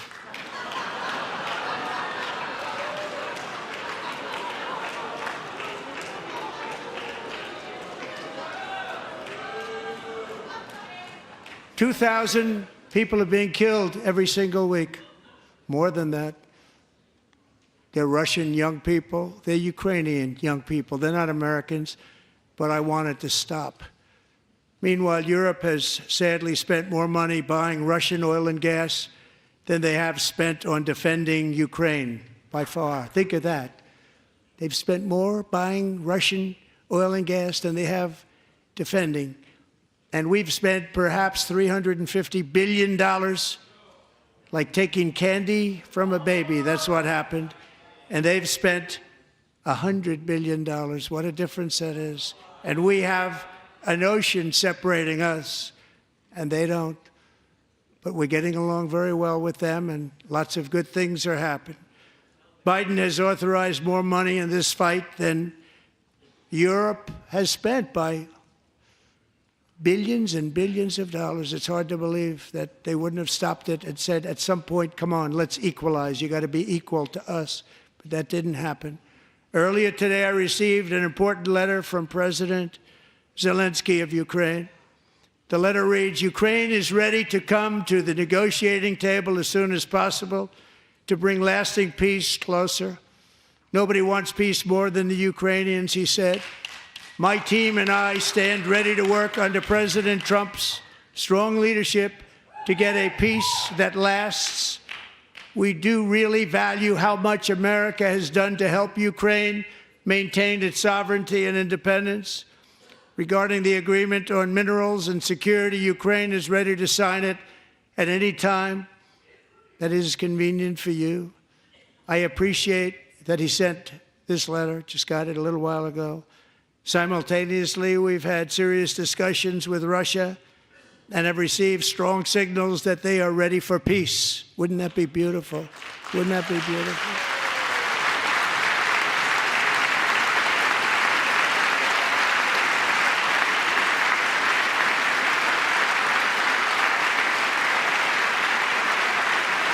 Wouldn't that be beautiful?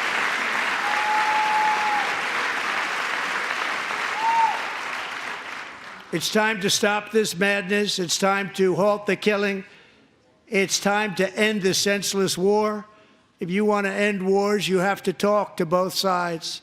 Nearly 4 years ago, amid rising tensions, a history teacher named Mark Fogel was detained in Russia and sentenced to 14 years in a penal colony. Rough stuff. The previous administration barely lifted a finger to help him. They knew he was innocent, but they had no idea where to begin. But last summer, I promised his 95-year-old mother, Malphine, that we would bring her boy safely back home. After 22 days in office, I did just that, and they are here tonight.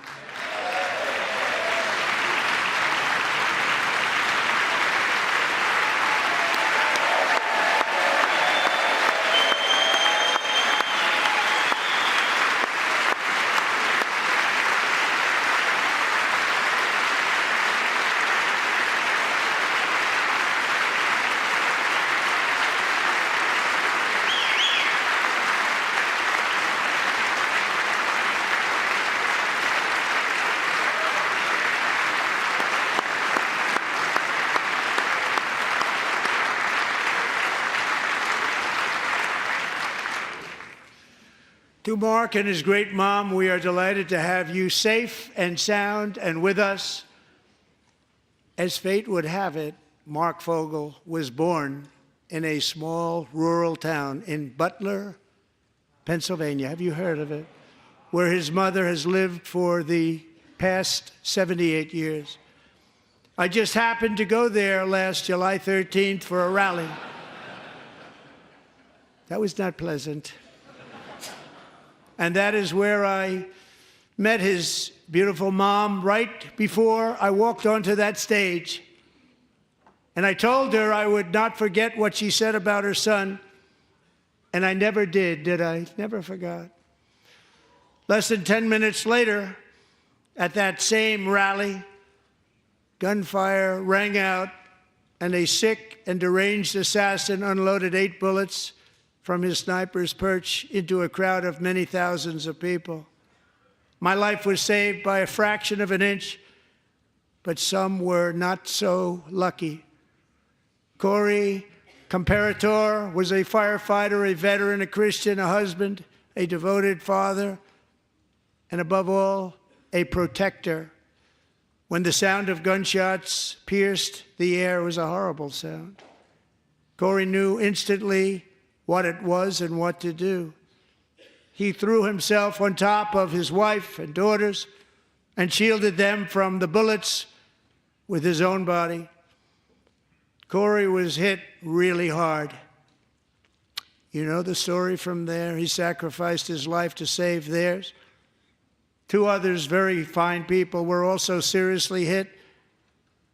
But thankfully, with the help of 2 great country doctors, we thought they were gone, and they were saved. So those doctors had great talent.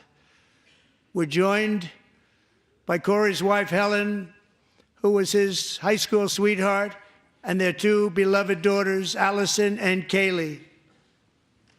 Thank you.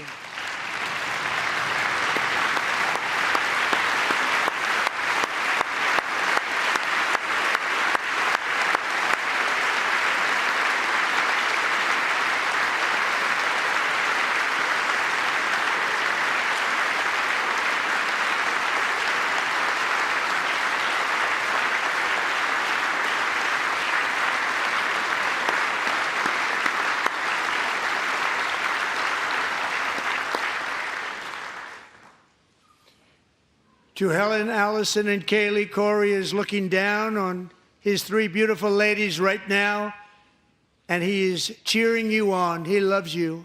He is cheering you on. Corey was taken from us much too soon, but his destiny was to leave us all with a shining example of the selfless devotion of a true American patriot. It was love like Corey's that built our country, and it's love like Corey's that is going to make our country more majestic than ever before. I believe that my life was saved that day in Butler for a very good reason. I was saved by God to make America great again. I believe that. Thank you.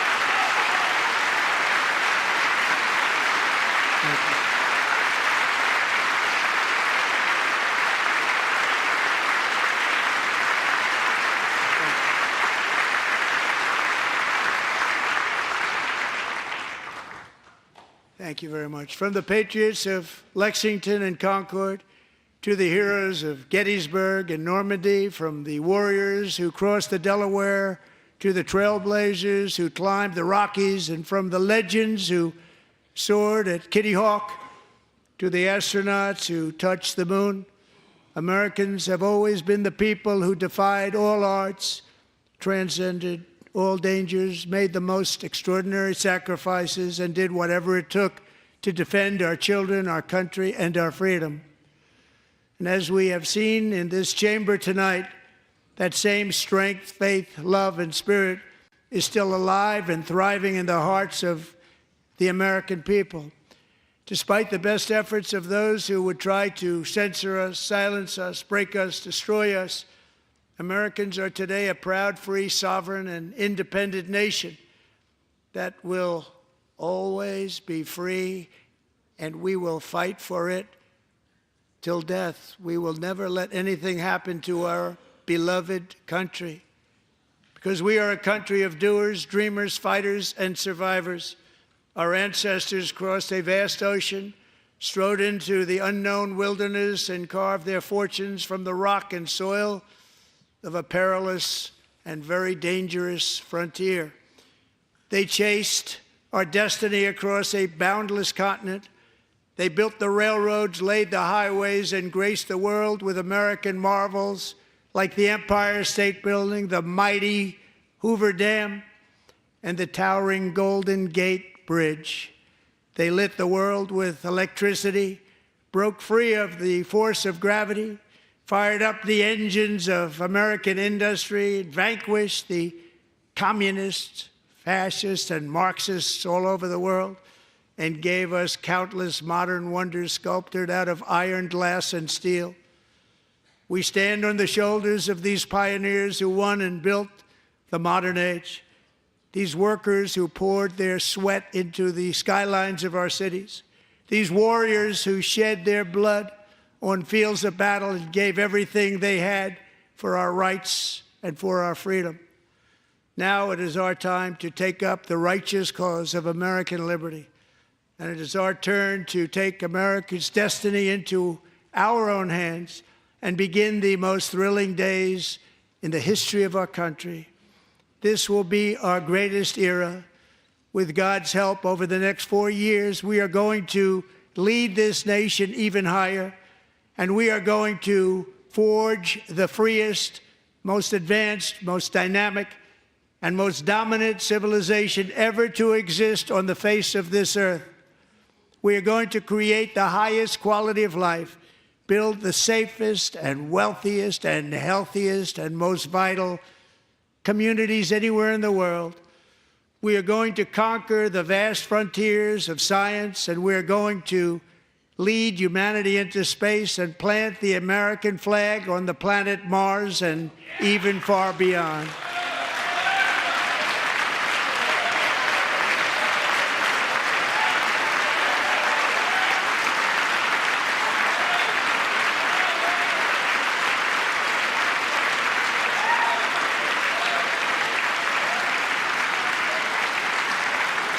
And through it all, we are going to rediscover the unstoppable power of the American spirit. And we are going to renew unlimited promise of the American dream. Every single day, we will stand up and we will fight, fight, fight for the country our citizens believe in and for the country our people deserve.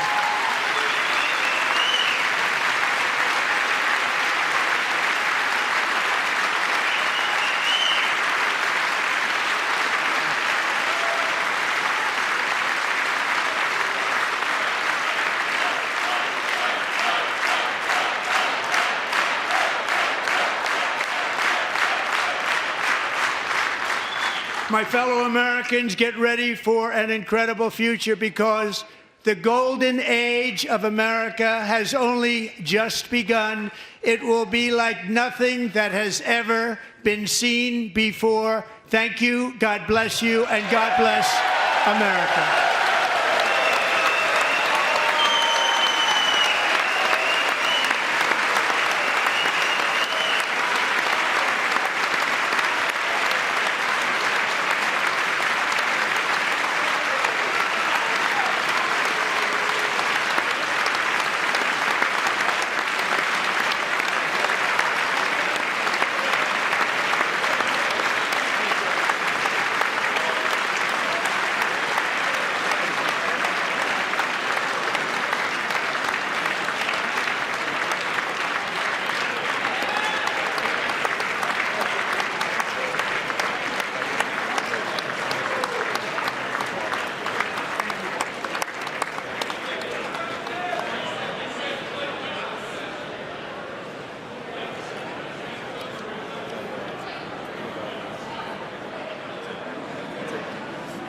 Thank you very much. Great job. Thank you.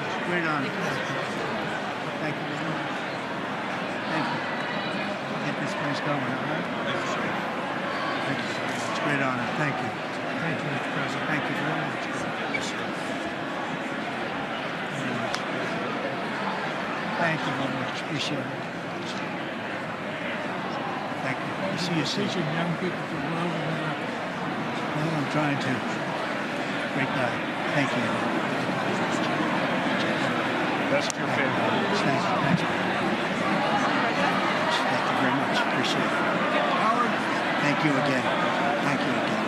Won't forget. So good. Yeah, it's good. So good, sir. Thank you. Terrific, Mr. Really good. Really outstanding. Thanks. Thank you. Yes, sir. Thank you. Good job, Mr. President. Thanks. We got you. Great.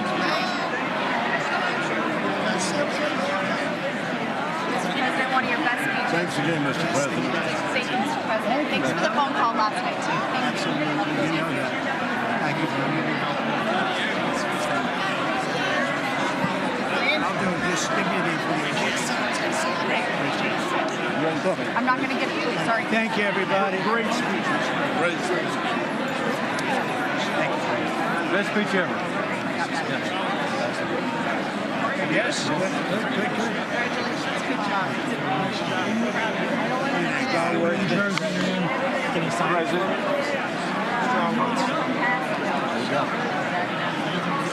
President Roger Williams, thanks for the call. I love Roger Williams. Thank you. You don't have to introduce yourself. Thank you, sir. Mr. President. I know you better than you do, Roger. Thank you so much. My great baseball player. America Good is- job. Great job you're doing.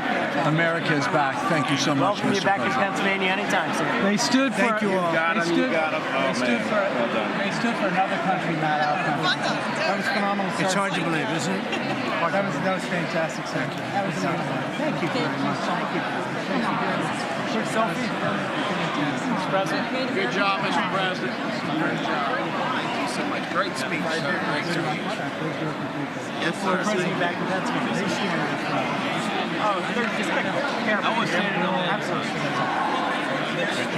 West Virginia loves you. Oh, good. How you doing? All right? Did you get a chance to shake his hand earlier? Do you want me to get a picture of you shaking his hand or anything? You're good. Thank you very much. Let's do biofilm. Thank you, darling. Great, sir. Thank you. I love you. Best speech on the floor ever. Yeah, it was so good. Thank you So very good. much. Hey, you rocked it, Mr. President. We're with you, 100%. Crushed. Thank you very much. Really good. It was Congratulations. awesome. Yeah. Best speech ever. Thank you. It was. What's the best speech? Mr. President, that was a great speech. That was awesome. God bless you.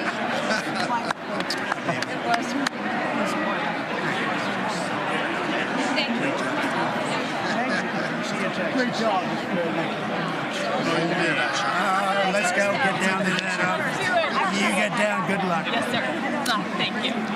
It's so great. Thank you, everybody. Good job. Thank you for mentioning God needs to help us. Thank you, Mr. President. It's true. Mr. President. Thank you. Thank you. Great speech. Great speech. Thanks for taking my call. Good luck. Yeah. My man. Thank you for standing You strong. really triggered those people. Tremendous, Mr. President. Thank Somebody you. did. Thank you so much. Thanks for the beneficial ownership and this week. That was Oh, a good yeah. time. Thanks for mentioning farmers.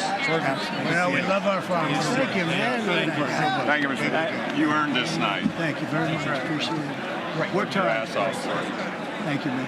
Proud of you. Thank you, Mr. President. Thank you so much. Thank you. Great again, brother. Thank you. You endorsed me. I'm here for you. I did indeed. You better believe it. Very well I did a done, good sir. endorsement.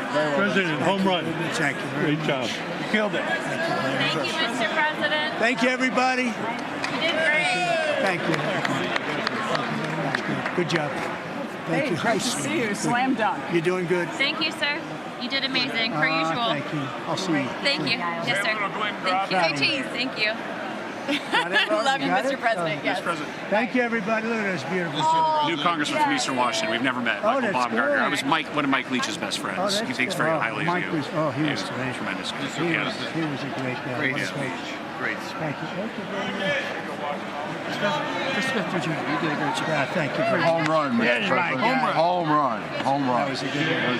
President, good to see you, sir. Appreciate it. Good job. Good job. Thank you very much. Looking good. Look at him. I need to talk to you about some buildings, some public buildings. You let me know. I will. Thank you, sir. Mr. President. Gus, crazy.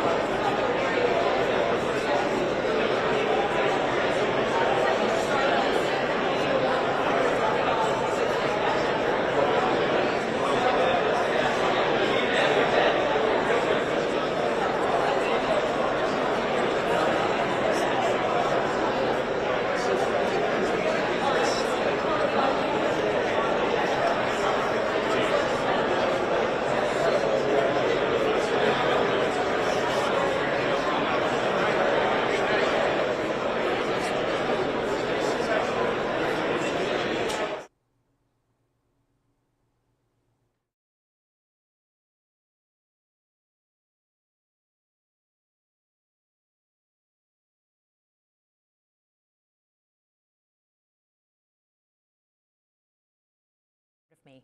I'm the new senator from the great state of Michigan, where I grew up.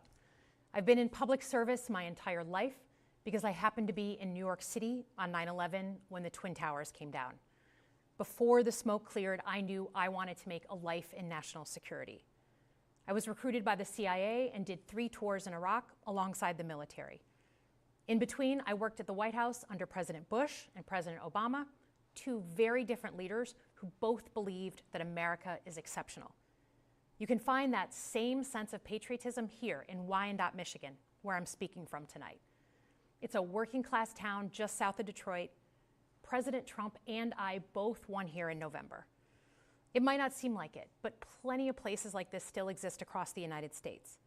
Places where people believe that if you work hard and play by the rules, you should do well and your kids should do better. It reminds me of how I grew up. My dad was a lifelong Republican, my mom a lifelong Democrat. But it was never a big deal because we had shared values that were bigger than any one party.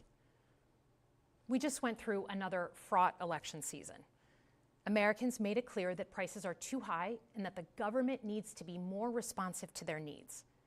America wants change, but there's a responsible way to make change and a reckless way. And we can make that change without forgetting who we are as a country and as a democracy. So that's what I'm going to lay out tonight. Because whether you're from Wyandotte or Wichita, most Americans share 3 core beliefs: that the middle class is the engine of our country, that strong national security protects us from harm, and that our democracy, no matter how messy, is unparalleled and worth fighting for. Let's start with the economy. Michigan literally invented the middle class, the revolutionary idea that you could work at an auto plant and afford the car you were building. That's the American dream. And in order to expand and protect the middle class, we have to do a few basic things. We need to bring down the price of things we spend the most money on: groceries, housing, healthcare. We need to make more things in America with good-paying union jobs and bring our supply chains back home from places like China. We need to give American businesses the certainty they need to invest and create the jobs of the future. And we need a tax system that's fair for people who don't happen to make $1 billion. Look, the president talked a big game on the economy, but it's always important to read the fine print. So, do his plans actually help Americans get ahead? Not even close. President Trump is trying to deliver an unprecedented giveaway to his billionaire friends. He's on the hunt to find trillions of dollars to pass along to the wealthiest in America. And to do that, he's going to make you pay in every part of your life. Grocery and home prices are going up, not down, and he hasn't laid out a credible plan to deal with either of those. His tariffs on allies like Canada will raise prices on energy, lumber, and cars, and start a trade war that will hurt manufacturing and farmers.